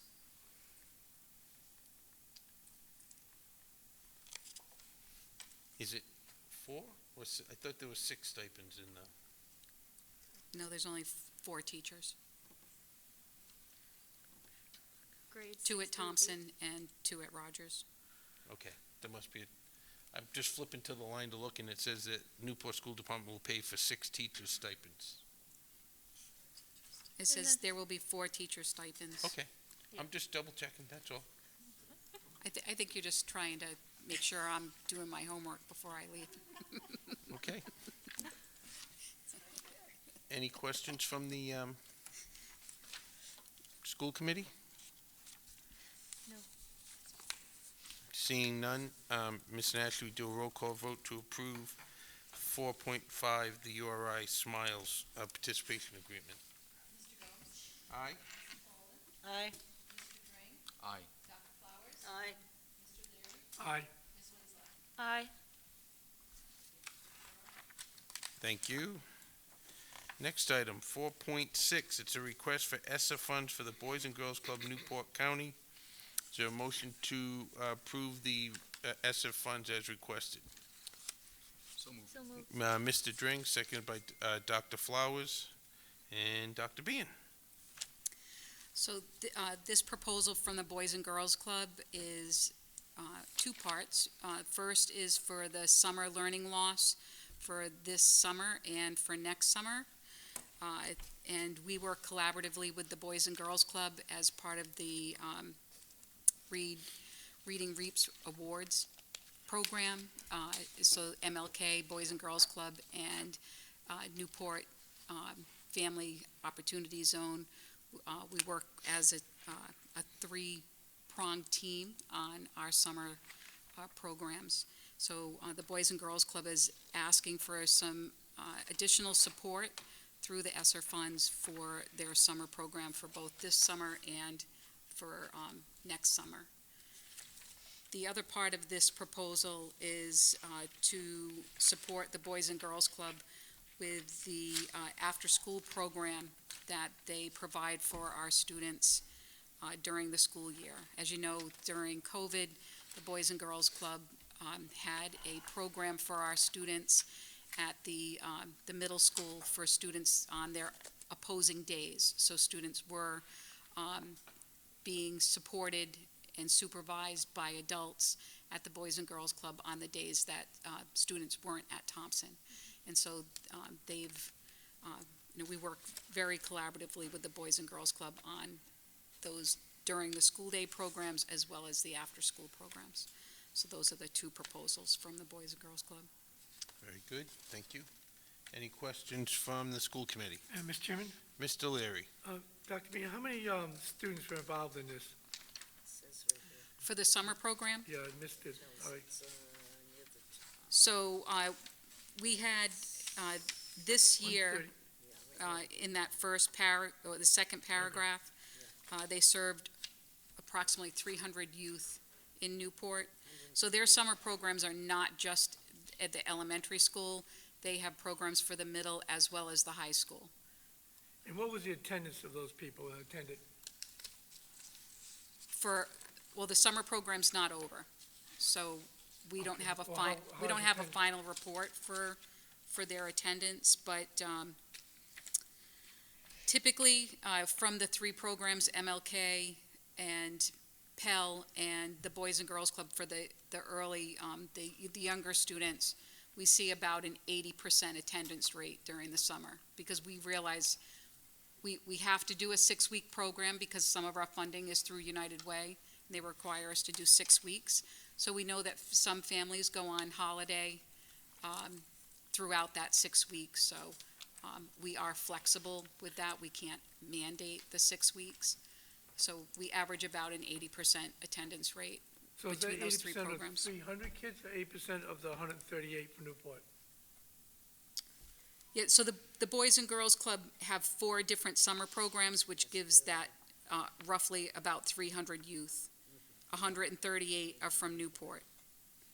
68 from the public schools with the Reading Reaps Rewards, that's the younger program. And then 90 Newport Public School students attended Camp Grosvenor. They also do a peer leader program in Newport. and those students act as mentors for the younger students. And then they also do another specific program for Newport middle and high school students. Yeah, with that's the right, 'cause Newport it's a experience. significant amount of money, $50,000 that was coming out, but I just want to make sure that the attendance is there, you know. But the 50,000 is for 2 years. It's for the summer program this year and and next year's summer program. So it's for 2 years. I ask these questions too, so the public needs to know it, like the pressmen are sitting here.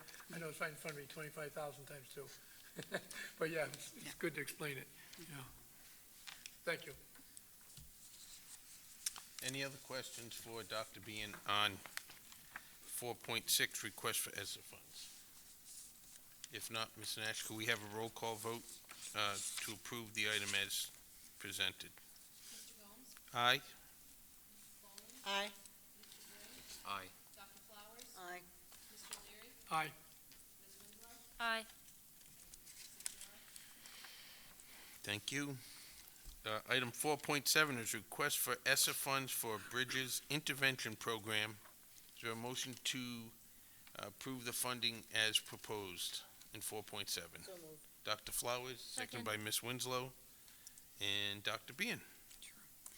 So currently, we are using the Bridges Intervention Program at Pell School, and this year we piloted with the 7th grade math teachers at Thompson. We'll be running professional development both for our math teachers as well as our science teachers during their intervention block so that we can target more students that need that Tier 3 intervention. So we talk about the different tiers. Tier 1 is our general curriculum. Tier 2 is for a smaller group of students that might need, a little bit of a bump. Tier 3 is a lot more intensive. And so part of our tutor program this summer at Thompson, we were identifying between 25 and 30 students per grade level who needed Tier 3 type intervention during the summer. So this program would be a great fit. And like I said, we've already trained our math teachers, and I had the 2 math teachers in 7th grade pilot, and they loved the program. The students loved the program. Thank you. Just have a question. What is the intervention, the Bridges intervention set? What does it consist of? When it says we're purchasing 19 sets. Right, so each set has different levels, and it's also concepts and conventions. So each set is based on different grade levels, but then within each grade level, there are different levels within the grade level. But it's manipulatives as well as books for the student, and then the guide for the teacher. So because we have so many, different levels within each grade, we wanted to make sure that our special ed teachers and our classroom teachers, that we have enough sets for each cluster, and then for the specialists that support each cluster, so. Thank you. Yeah, and pretty much we mirrored what we purchased with Pell, and we borrowed some of Pell's materials to do our pilot last year, but I tried to keep them, but they needed them back, so. Very good. Thank you. Any other questions? Seeing none, Ms. Nash, you do a roll call vote to approve 4.7, the request for ESSER funds for Bridges Intervention Program. Aye. Aye. Aye. Aye. Aye. Aye. Thank you. Next item is 4.8. It's a request for ESSER funds for the Read 180. Is there a motion to approve the funds as requested this evening? So moved. So moved. Dr. Flowers, second by Second. Ms. Winslow. Dr. Bean. So Read 180 is an intervention program designed for middle and high school. So this is a purchase to support our students at Thompson and at Rogers. The reading teachers and the MTSS coordinators will be going through professional development with this program. We had this program probably about 6 years ago, and then they reformatted it. When we purchased Into Reading this year for K to 5, they are also the vendor that has Read 180, so we were able to get a significant cut in the cost for the 100 licenses for this program. And again, we've been, looking at the grades, the STAR data to determine the number of students that would need this kind of intensive approach for reading loss at the middle and high school. And this was the recommendation from our reading teachers as well as the MTSS coordinators. Ms. Bowen? Yeah, when would they receive this intervention, like, at the middle and the high school? Would it be during what period? Did they have a reading class? How was that delivered? Yeah, well, so right now with finalizing the schedule, we're identifying the students that would need to be during their ELA block and also their intervention block at Thompson. In terms of Rogers, I believe it would be a specific reading block that they're scheduled in with their reading teacher at the high school. She has scheduled reading classes that this would be scheduled into.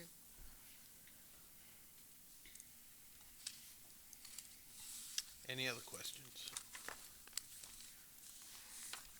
Not seeing any, Ms. Nash, you do a roll call vote to approve the ESSER funds for Read 180.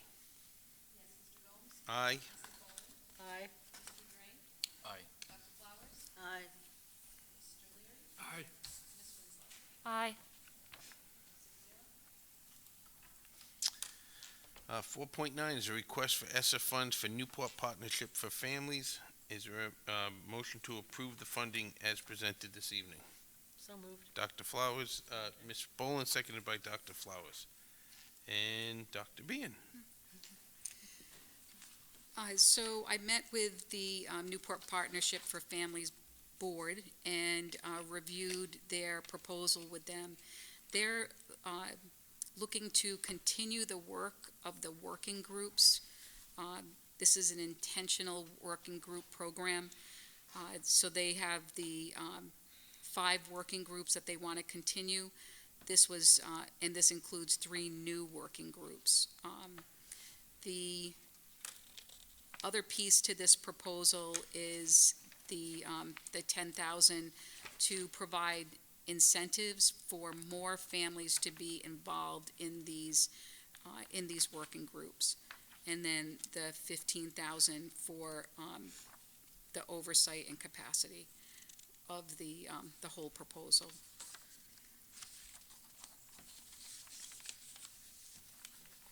Thank you. Ms. Boland? Yeah, could you please explain what NPFF working groups are? Sure. So the working groups, there's 5 working groups. The first one is on education, K to 5, and then 6 through 12 student engagement. It includes the Boys and Girls Club, FAB Newport, and Newport Public Schools. So that's one working group working collaboratively together. The other group is on justice, equity, diversity, and inclusion, and that's spearheaded by Sankofa, and that's a new working group. The third working group is the workforce development, and that's spearheaded by East Bay Community Action Program and Connect Greater Newport. And then the fourth group is an existing group where family safety and security, and that's spearheaded by Looking Upwards and Child and Family Services. And finally, the last group is the Age-Friendly Newport group, which is spearheaded by NPFF and the Edward King Senior Center. So these are very intentional groups that try to encompass the whole community and have voice from all different subgroups. The Newport Partnerships for Family would be overseeing these 5 working groups, and then the incentive of trying to get more families to be involved in the group, with, gift certificates, child care at these working groups so that more families can attend.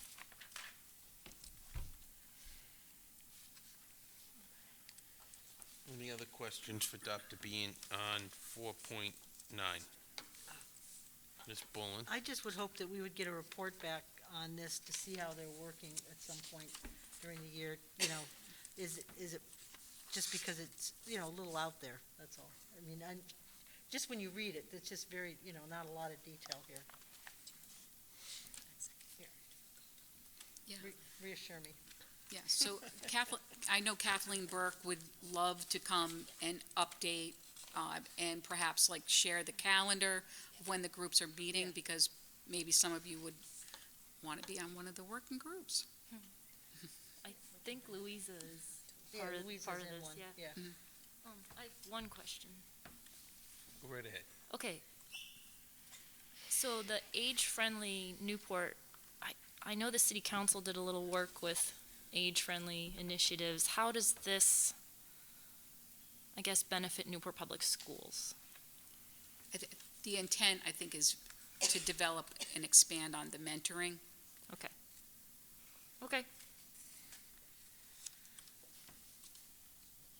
Any other questions? Mr. Chairman, I will not be supporting this one. I have some concerns about some of these groups. With the money, it's $100,000, so I'll be voting nay. Very good. Any other questions or comments?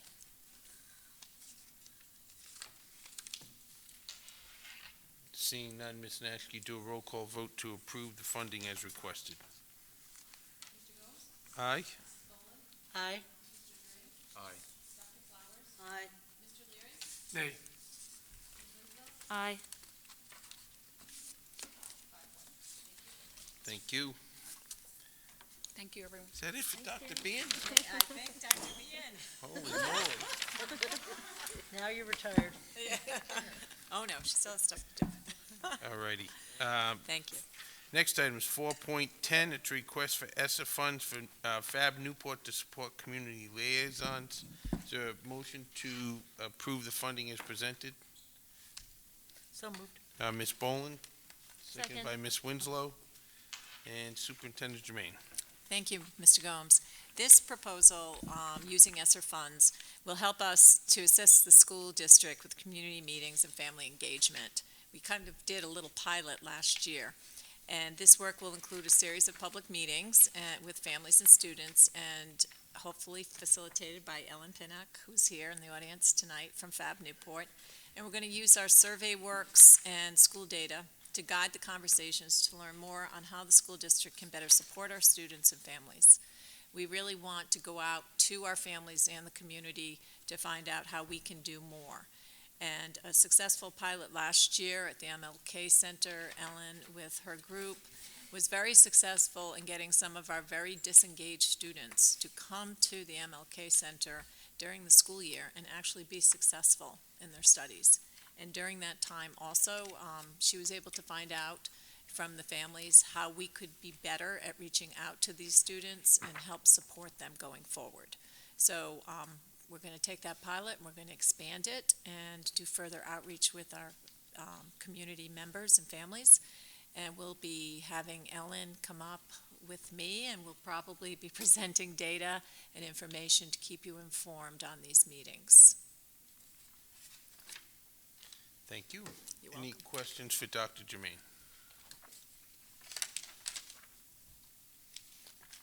Dr. Flower, sorry. Yeah, going over this a few times,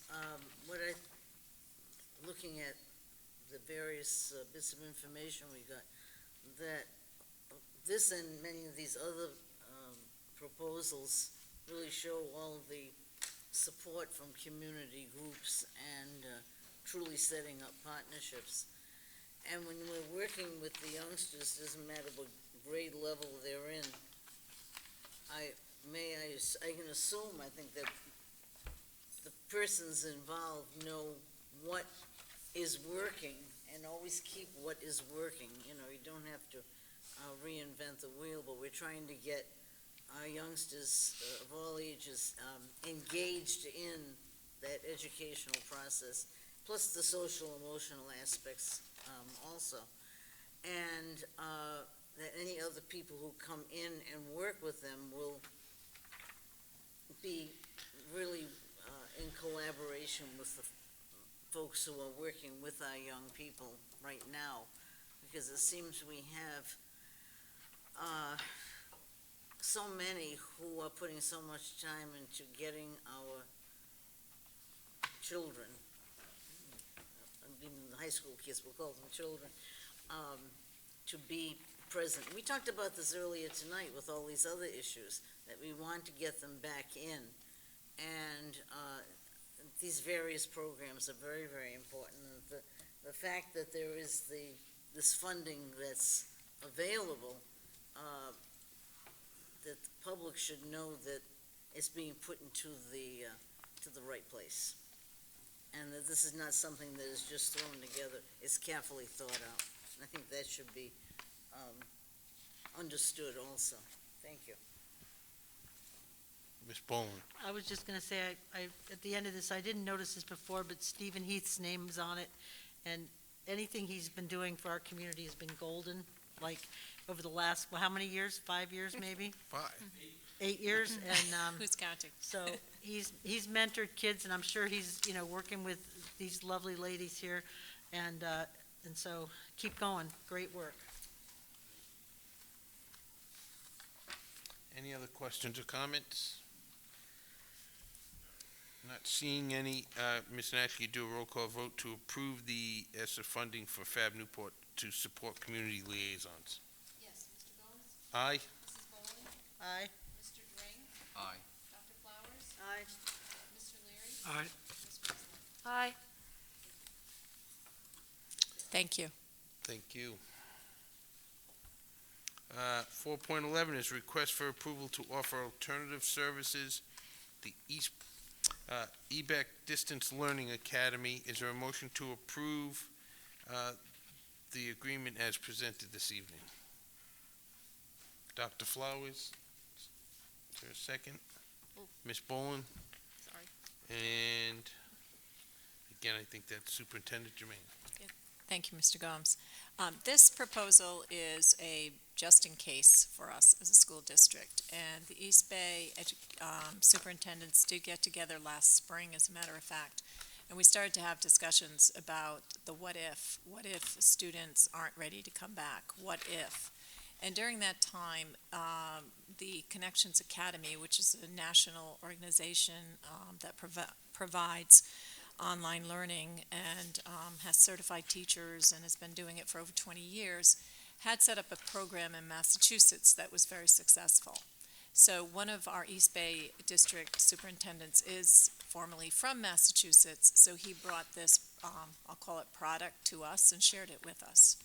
And the goal was to be able to offer our East Bay students the opportunity, if it was necessary or if they felt they wanted to do some distance learning. And actually, we've opened it up now to the entire state. So any children that are interested in it may participate in it.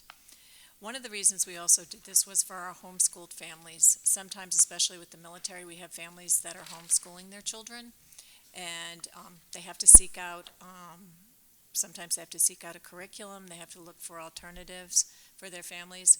This academy would be open to them as well. And at the same time, if you are aware or not aware, homeschool children are not part of our funding formula. And if they do sign up for this, they become part of our funding formula count when we go for state aid. So that was another alternative we thought of as well. We could try to be as inclusive as possible for including our homeschool children.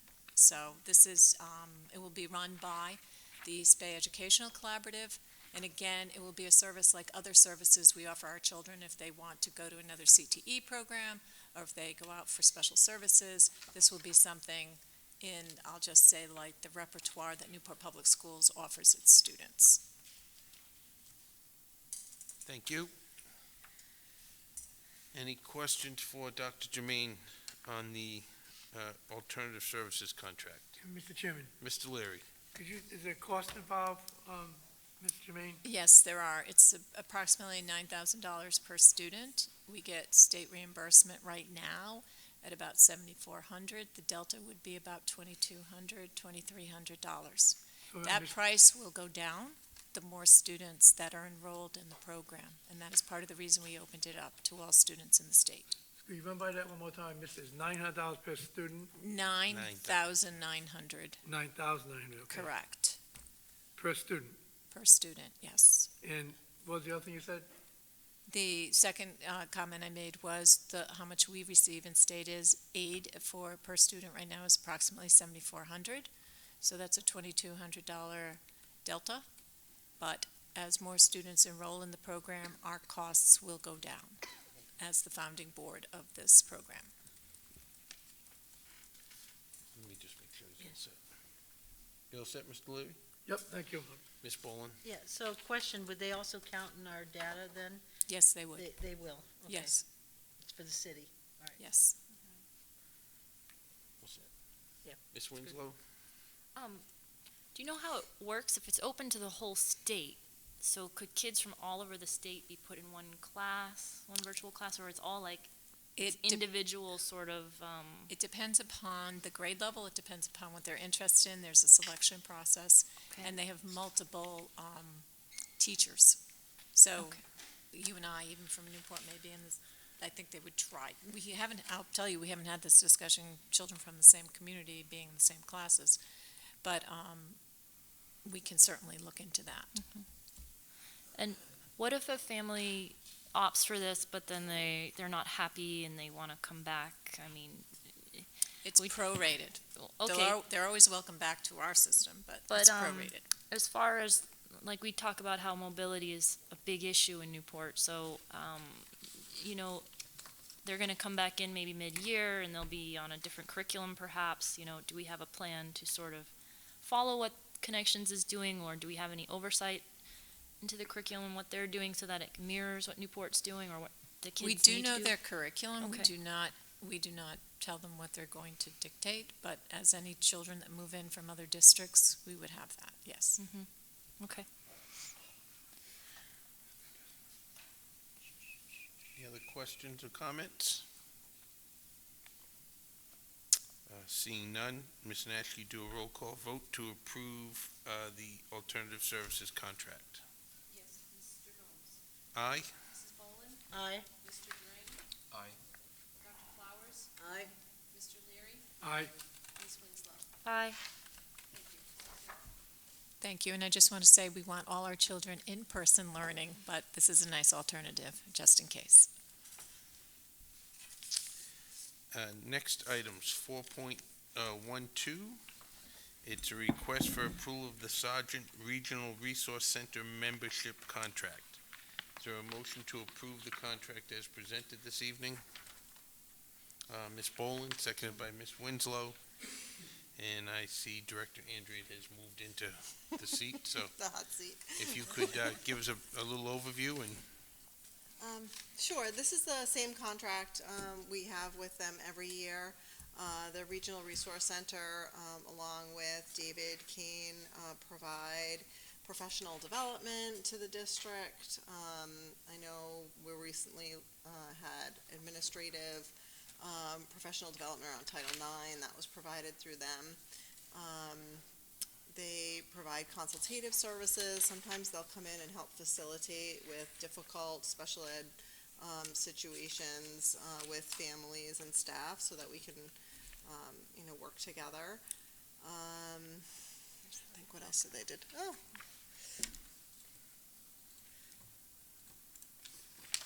Oh, yeah, there's a lot of services. And those are generally the things. Oh, policies, they provide us with new policy guidelines. If the state or federal guidelines change, they do provide us with updates on those. And any legal cases that are happening statewide or nationally, they also provide those to us so we can keep abreast of any things that may impact us locally. very good, thank you. Any questions?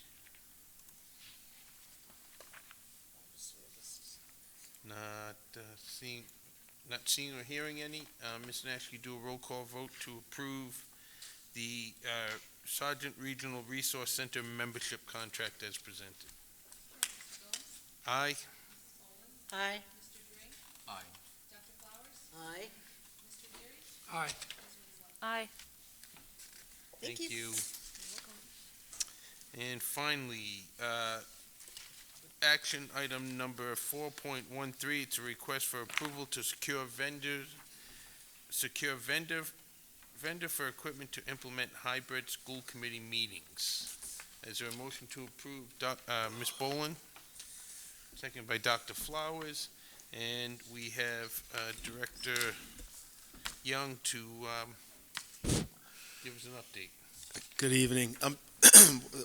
What I'm asking for right now is just if you want me to continue to pursue the opportunity for a hybrid model for these meetings. I've had some contact with some vendors and some contacts with other districts as well as the city of Newport, and it's expensive.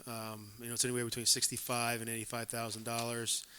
And so before I continue to have them come in, I just wanted to see if this is what the committee, if the committee wanted me to continue to pursue this option. Any questions for Mr. Young? Mr. Chairman. Mr. Leary? So, Mr. Young, right now, presently, we're on, this goes on TV, am I correct? Correct. And so people get to see that.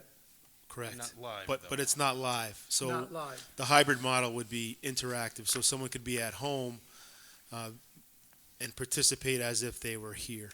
And you could see folks at home if they had a comment or a presentation as if they were here as well. Okay, is it like a yearly contract or what, how's it? We haven't That's got for that far. property and equipment to set this up, and then we would maintain the equipment ourselves. Because I'd be curious of how many people we get that come in. I'm not against it, but if you're getting 2 or 3 people for a whole year, $75,000 not well spent. I don't know what that number is, but is there a way of getting out of it after 2 or 3 months? Well, we would own the equipment, so there'd be cameras, there'd be speakers. No going back. Say again? No going back. No, we buy it. It's ours. Yeah. Thank you. Ms. Boland? Yeah, so I think this is a great opportunity for parents at home who've got little kids, they can't, and they, people are sitting out in our audience now, and we're, 2.5 hours, whatever in, and so I totally support this, that we do this, and that we can get people to be able to participate from home, and even if they just want to watch, they can watch it live, so I'm all for it. We're going to have to figure out how to get them on comfortable seating at home so I they'll was stay just awake. gonna say, yeah, like everybody's gonna stay home because these seats are so uncomfortable, but. Yeah. So any other questions, comments? Well, people keep saying, we want to be 21st century. We're in the 21st year of the 21st century. I mean, we have the possibilities of using this kind of technology. And we might, anytime there would be some kind of a discussion, it would just be with the people who literally cannot come to a meeting for many, many reasons. They will still be present, however, and use that word virtually. I think, to me, this would be an excellent investment. At least you're looking to see what's available. Any other? And the city Mr. council is doing the same thing? They're looking into, we're sharing some of the same vendors and communicating back and forth, but they're looking at doing the same thing as well. Ms. Winslow? I just want to say I'm excited.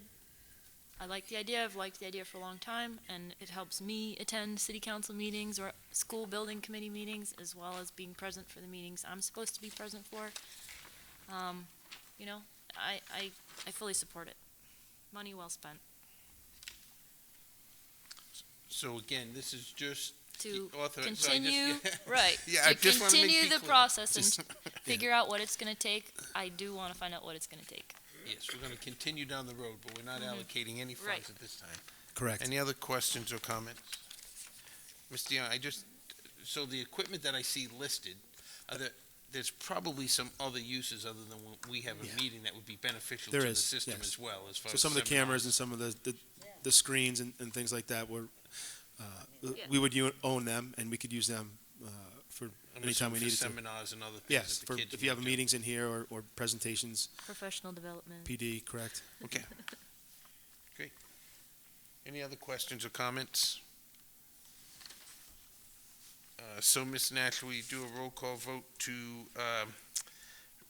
approve Mr. Young moving forward with securing pricing to continue down this road of the hybrid meeting?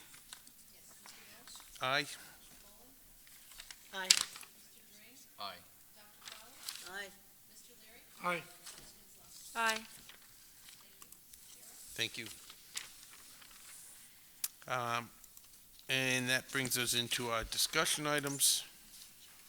And the discussion items number 5, first one is the social emotional supports and ESSA funding. This is going to be a presentation. I'm not sure if Dr. Jermaine who will start. I know the staff is going to present on some of this.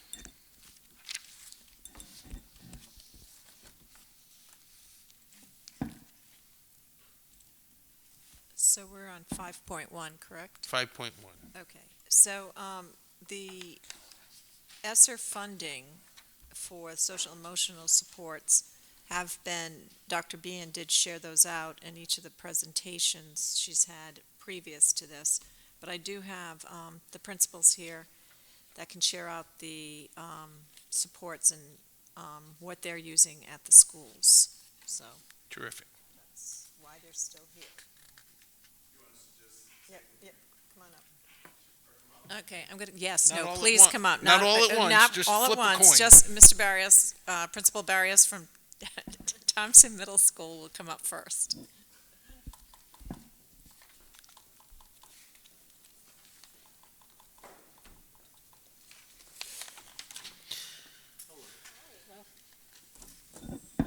Good evening, everyone. Is this thing on? Can you hear me?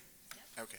So when we're talking about these additional positions that we have or need at the schools, like the MTSS coordinators, we look at our data at our schools. So they're very data-driven.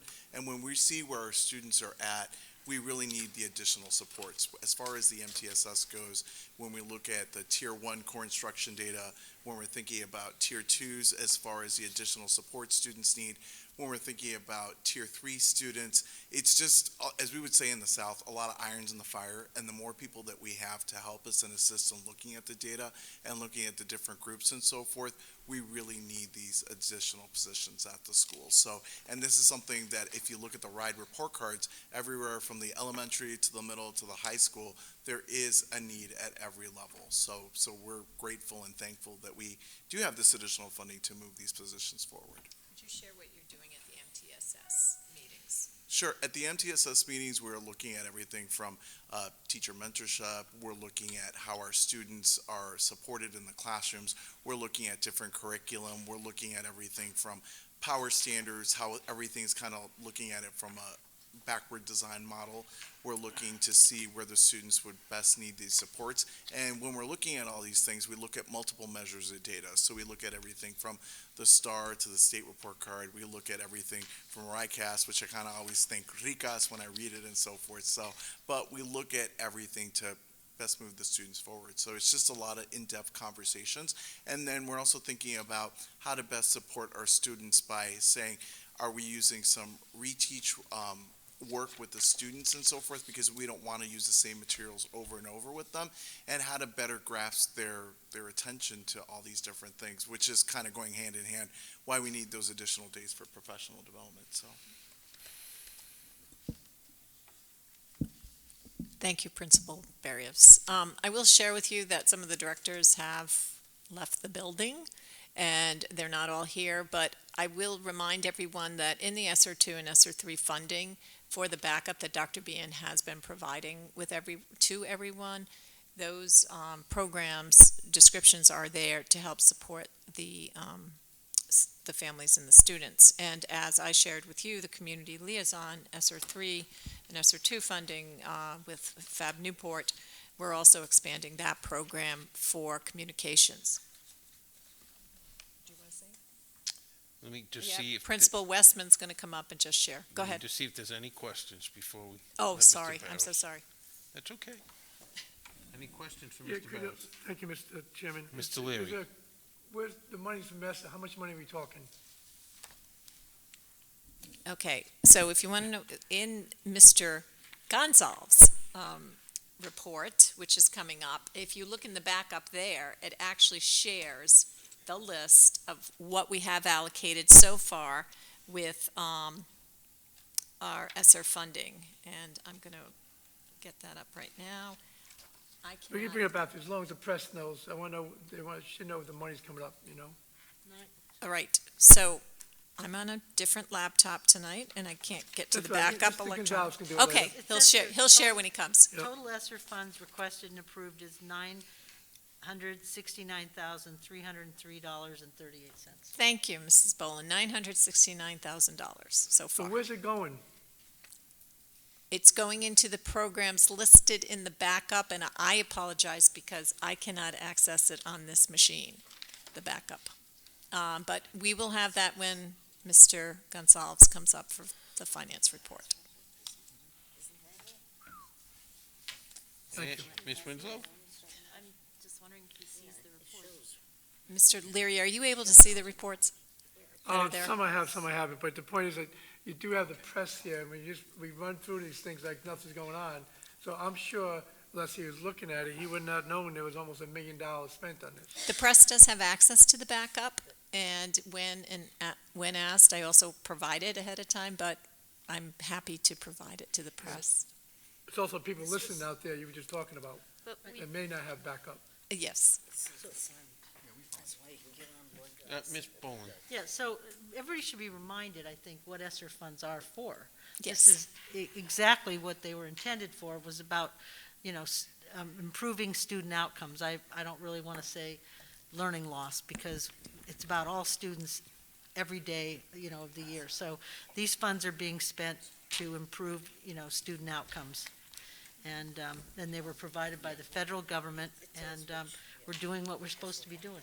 Yes, thank you, Ms. Boland. Yes, especially with the outreach to community partners and expanding those roles. We are doing that as requested. And they all should be in capital letters, one-time expenses only. Do not spend ESSER funds on continuing expenses, or you're going to have a disaster down the road. Thank you. Any other questions or comments for Mr. Barrows? I do. Okay, I just go want, right ahead, first Mr. time Dre. I've seen you face to face, and my daughter's in the 8th grade, and I just wanted to wish you the best of luck Thank you with very Thompson, much. and look forward to giving you whatever tools you need to be successful. Thank you. And my father was a principal at Thompson, by the way, Oh, very nice. back in the 80s, early 90s. Yeah. Yeah, very So, nice. best Yeah, of luck. I'm looking forward to a fantastic year. So we've been working on the schedule day, night, and so forth. So just making final tweaks. 5th grade is done. Worked on the 7th grade today. So there we go. Great. Well, best of luck. Thank you. We're behind All you. set. Thank you. Thank you. Thank you. Principal Westman?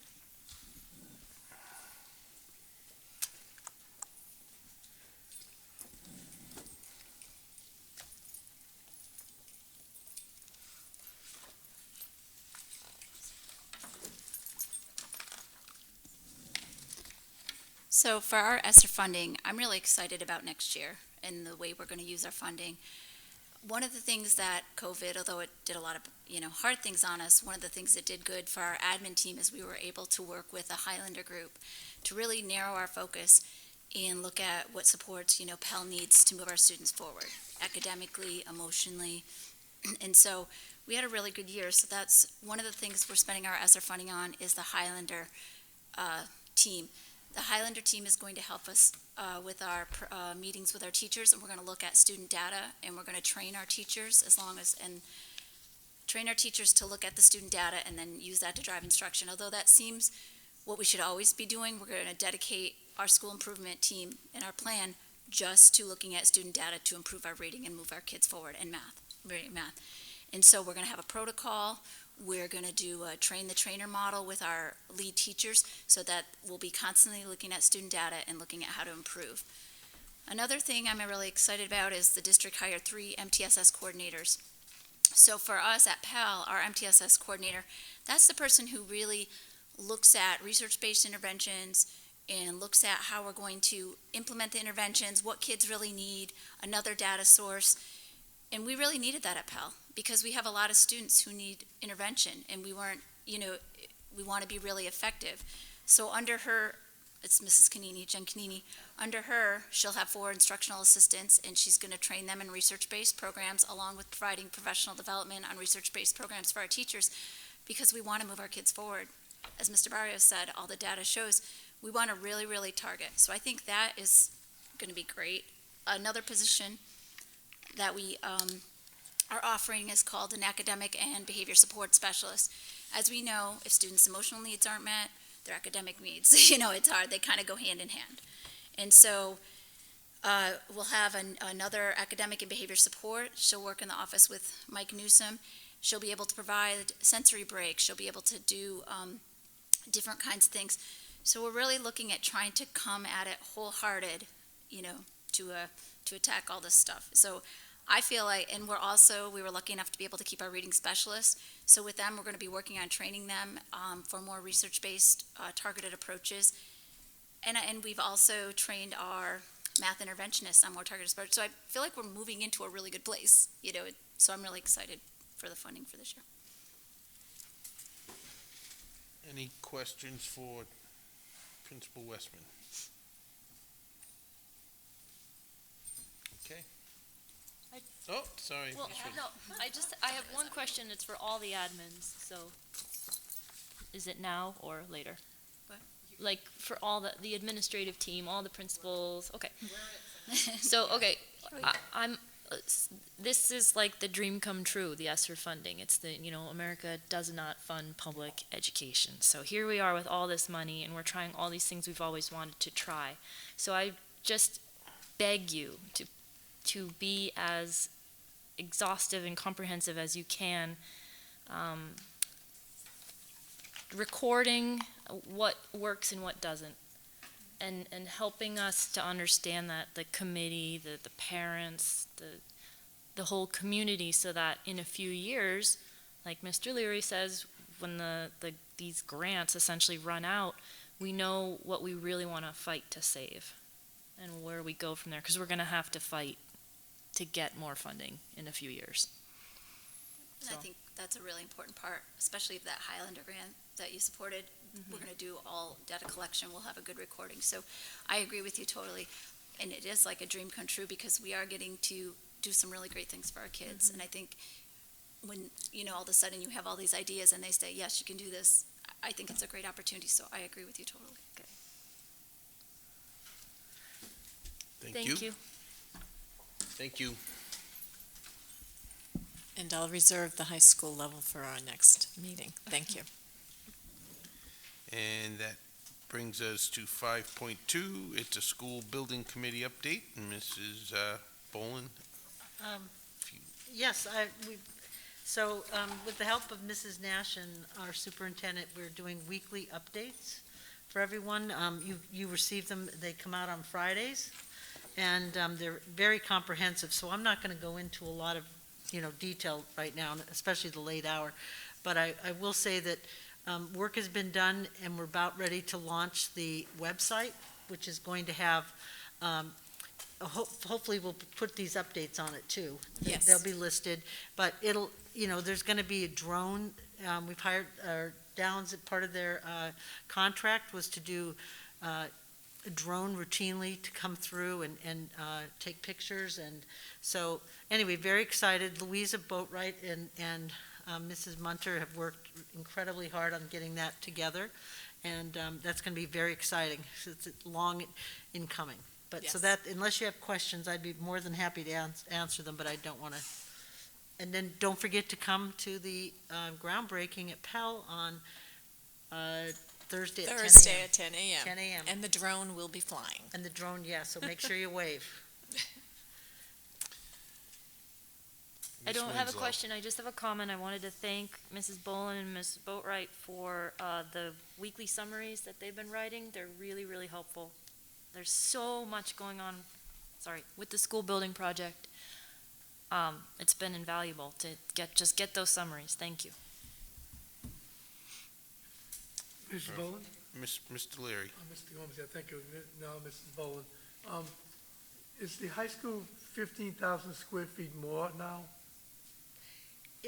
At this point, it's more square footage than that RIDE initially said that we could build.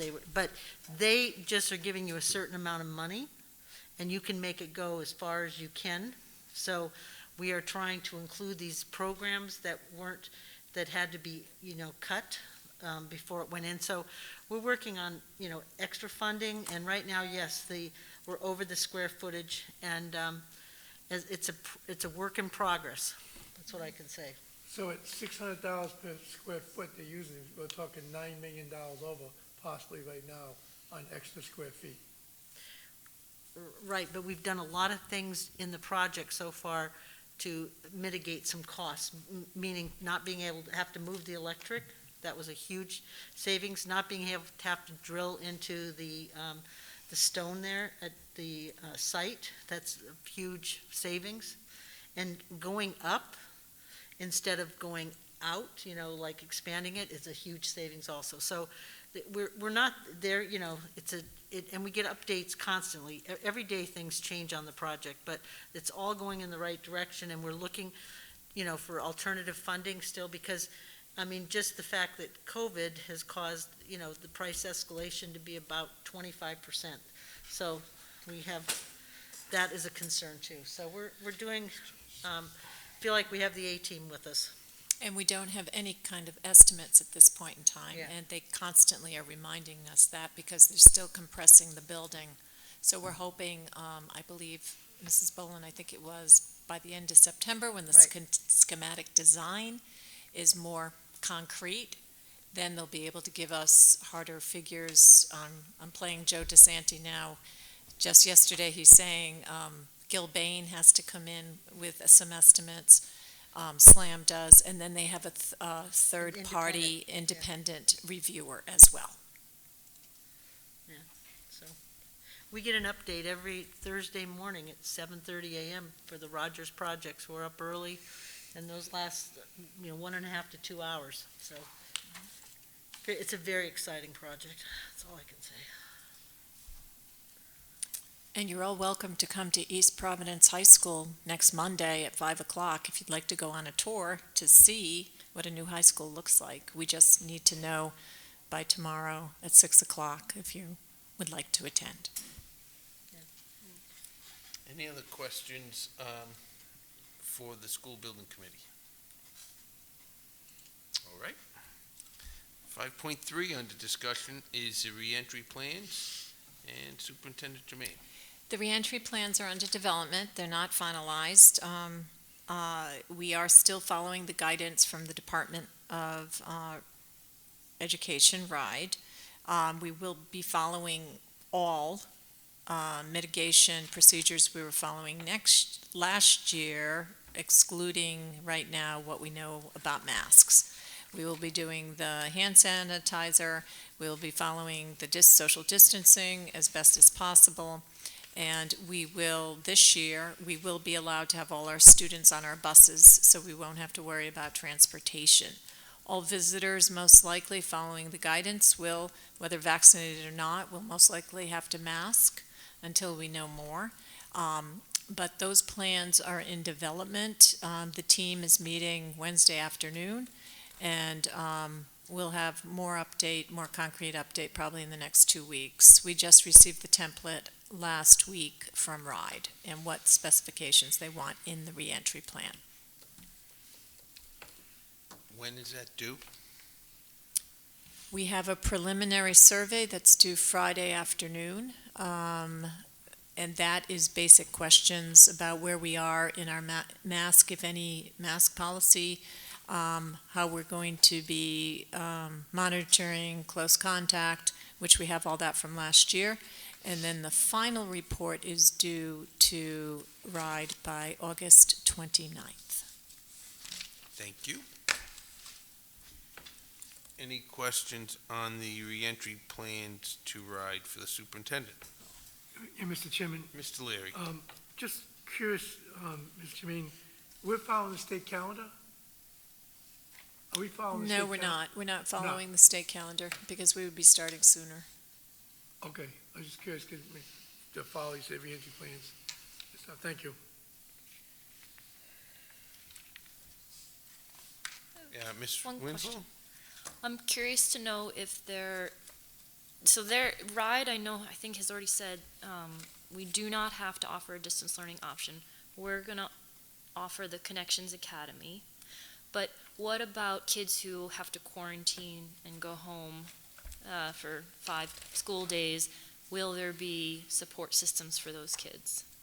What we have started initial discussions, and by initial I mean literally on Tuesday, that's today, this morning, with our teachers and our leadership teams.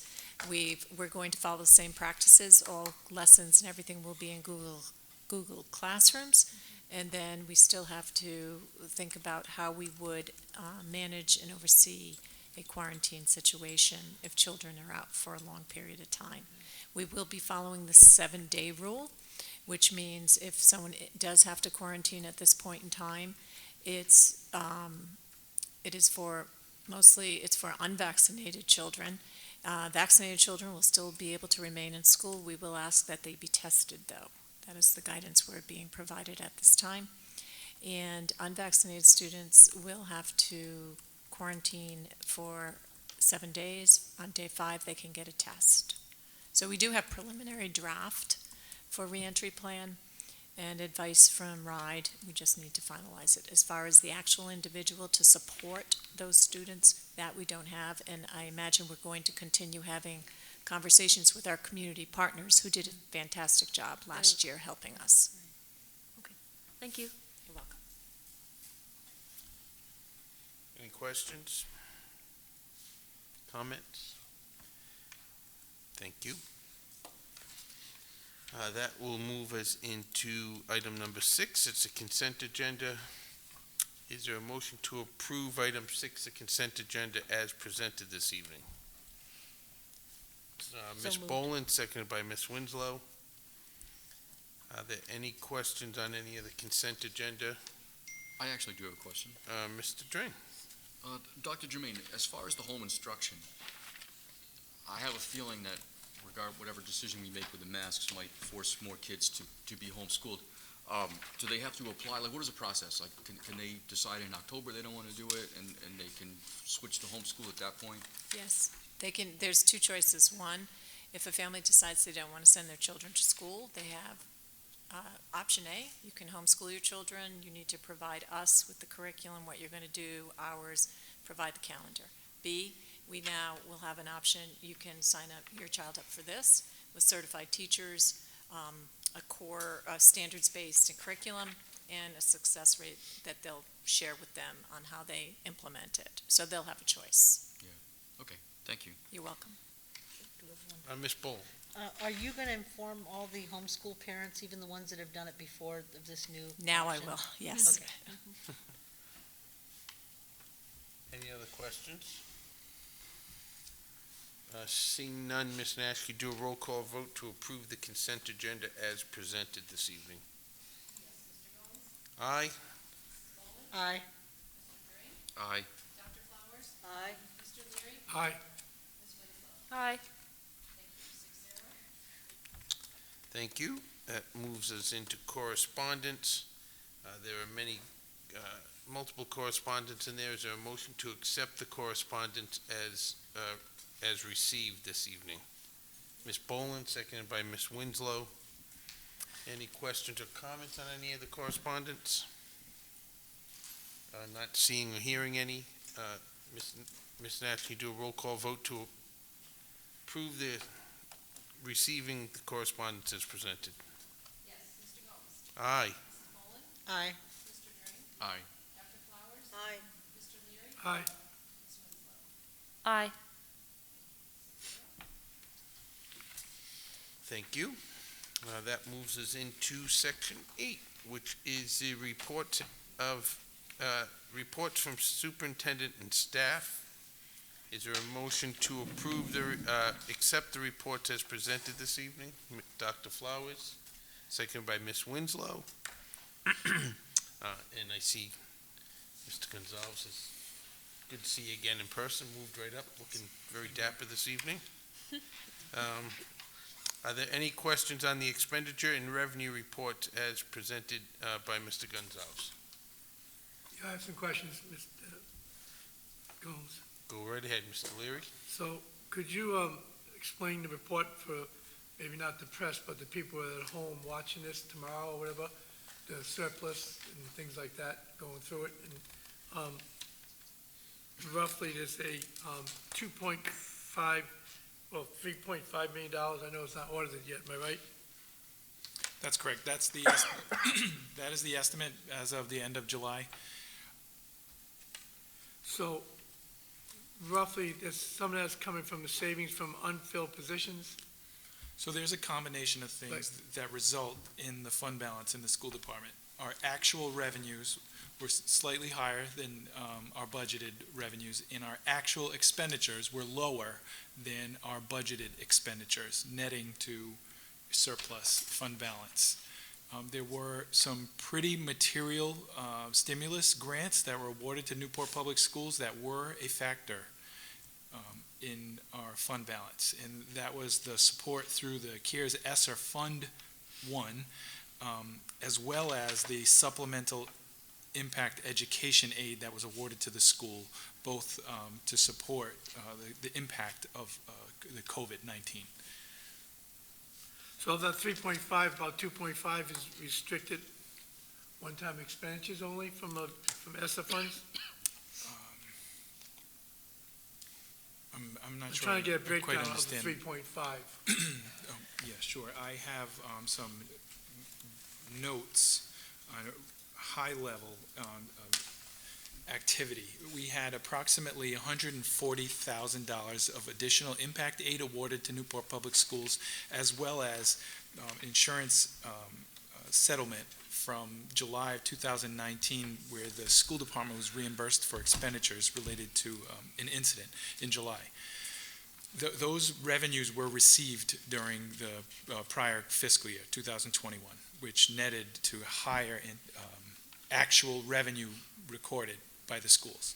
Next, I go on to a few bullets of expenditures that were less than anticipated in our budget. We had salaries of unfilled positions. We had budgeted for a facilities director, an IT director, and we had shared services with our assistant superintendent, who covered the vacancy at Thompson. So those are significant. Fringe benefits were lower than our budgeted, and there was a combination of fringe benefit impacts, which I list as the health insurance was about $250,000 lower. Our impact of retirees in the MERS retirement system was $100,000 lower than anticipated. We had purchased services that were supported through the use of ESSER stimulus monies. We also had a significant reduction in our bus transportation costs, where the school committee approved us using a third-party vendor to help stabilize the costs for out-of-district transportation. In addition, we had a reduced supplies expense, which is largely related to all of the federal stimulus money awarded to Newport Public Schools. Yeah, I was looking, thank you, I had some notes. I was savings on unfilled positions, lower anticipated fringe benefits, and lower general expenditures. That's what I was covering, someone you were there. So I had these all written down, which to me came roughly to $2.5 million. I looked at them, which leaves you about $1 million set aside as a reserve that, in my opinion, that the Newport City Council and the Newport School Committee discussed creating in past years. We have talked about this past years, and if you look in the minutes or somewhere like that, the school committee or council meetings that talked about setting aside a reserve fund. And that's something I think we should be discussing going forward. I do believe that is our plan. Ideally, when I came on board, I always targeted at least a 3% operating budget fund balance for the school department to cover any unforeseen costs. Now, we aren't revenue generating, so we can't make it happen. However, it's like hitting the lottery with some of the stimulus monies that are awarded to the district, and it affords us that ability. So I think the superintendent has plans in the upcoming weeks to work with the committee to establish the reserve. Yes, Director Gonzalez, I've actually drafted a letter that I'm hoping to share with you in the very near future to the city manager to start to have, as we discussed in the spring, setting up some predictable funding for the schools going forward, and what kind of reserve we think we should hold, to Mr. Leary's point, so we have a concrete plan that allows the school department to operate in a way that's predictable and knows its budget ahead of time to do planning and future casting. So the one thing I want to say every month you hear, Mr. Gonzalez, is that one-time expenditures only on ESSA funds. I can't stress that every time, because I get a feeling, and hopefully I'm wrong, 2 or 3 years from now, when all that money's gone, they're going to say, we need $5 million, because you took, so if you're going to spend ESSA funds, spend it on one-time expenditures only. And I'm going to hammer that point home every damn time in this building, because I don't want to hear it, somebody was on this committee 4 or 5 years from now, and say, oh, we need to hire 25 more teachers because we did ESSA funds with it. So you have to make sure it comes one-time only expenditures, period. Thank you. Any other questions for Mr. Gonzalez? All right, thank you. Good job. 8.3 is the enrollment demographics and homeless reports. Any questions for the superintendent on the remaining reports? I think she had a comment on the last, but we just missed it. No, I just wanted to congratulate Mr. Gonzalez and Director Andrade, because their bus transportation discussions and contracts they've been reviewing not only impacted us for this year, but for future costs. So they've done a great job. We throw the busing company in there. Well, they've been very helpful. And the in those busing company, yes, they've Mr. been very- Murgo. They've been very open to discussions on how to save the district money, so I will They give have. them Good point, Mr. kudos as Gomes. well. Yes, to the chair. Thank you. Good point.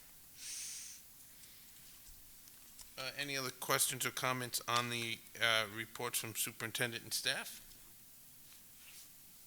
I'm not seeing any. Ms. Natcher, roll call vote to accept the reports as presented. Aye? Aye. Aye. Aye. Aye. Aye. Thank you. Next item, the number 9 is the quarterly reports. And is there a motion to accept the quarterly reports as presented? Ms. Winslow, seconded by Mr. Dring. And I see Director Young making his way up for the hot seat here. And are there any, I'll start out, anything you'd like to add, Mr. Young? I know you have your report here. You know, just over the summer, the guys have been doing their best to get the building open and ready for September. A lot of that is bringing furniture and stuff back into the buildings that we had to take out to make more space for the students.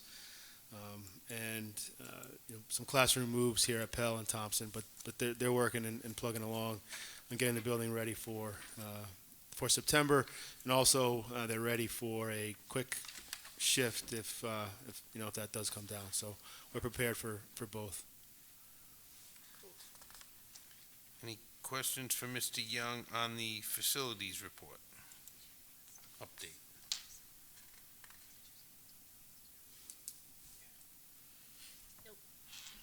All righty, thank you. Thank you. Distance learning, in-person learning, and the district goals from the superintendent. Any questions for the superintendent or anything the superintendent would like to add to the quarterly reports?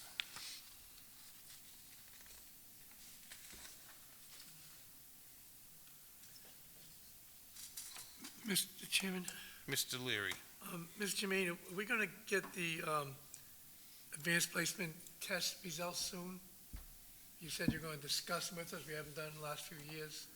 Yes, yes, we certainly can. We'll have those in September for you, absolutely. And when are the RICATS results going to be done? They have not been released yet, but I imagine they're going to come out pretty soon. Okay, thank you. You're welcome. We'll have those too. Any other questions on the quarterly reports? All right, Ms. Nash, a roll call vote just to accept the quarterly reports as presented, please. Aye. Aye. Aye. Aye. Aye. Thank you. That leads us into suggested meeting dates and agenda item. Meeting dates to talk about is Monday, August 16th, is a school building committee. I believe that's the one that's going to be converted to the visit to East Providence, That is correct. That's a tour of East Providence now. And then Wednesday, September 8th, is a policy subcommittee at 5:30, location to be determined, and Wednesday, September 22nd, set aside as policy subcommittee meetings at both at 5:30. And then I think we have an August 30th school building committee meeting, too. August 30th, school building committee, Ms. Winslow? Since we made a recommendation to send the mask policy back to the policy subcommittee, when would we be meeting, like the 18th of August? When would we meet, the policy subcommittee to work on that? I think Or the 25th, or? I think the recommendation, we'll have Ms. Nash work on polling the committee poll members you. to see Okay. when, but I would say that you should expect to meet in the next week or 10 days. I would Okay. think that is prudent, given the time of year that we're in. Yep. All right, there is no executive session needed tonight. Therefore, we get to item 13, which is adjournment. Is there a motion to adjourn? Dr. Flowers, seconded by Mr. Dring. Any discussion? I have one comment. I really do. Go right ahead, Ms. Winslow. I want to thank the 3 people who stayed for the whole meeting. Yeah. Because yes, they're long and they can be boring, I guess, at times, but even the Pell School presentation is for the parents and for our community. I know it went first, but it's important to hear it, and I'm glad for those who stayed for everything. Thank you. Thank you. Thank you. Seeing no other discussion, all those in favor signify by saying aye. Aye. Aye. Any opposed? 6-0, motion to adjourn. Thank you.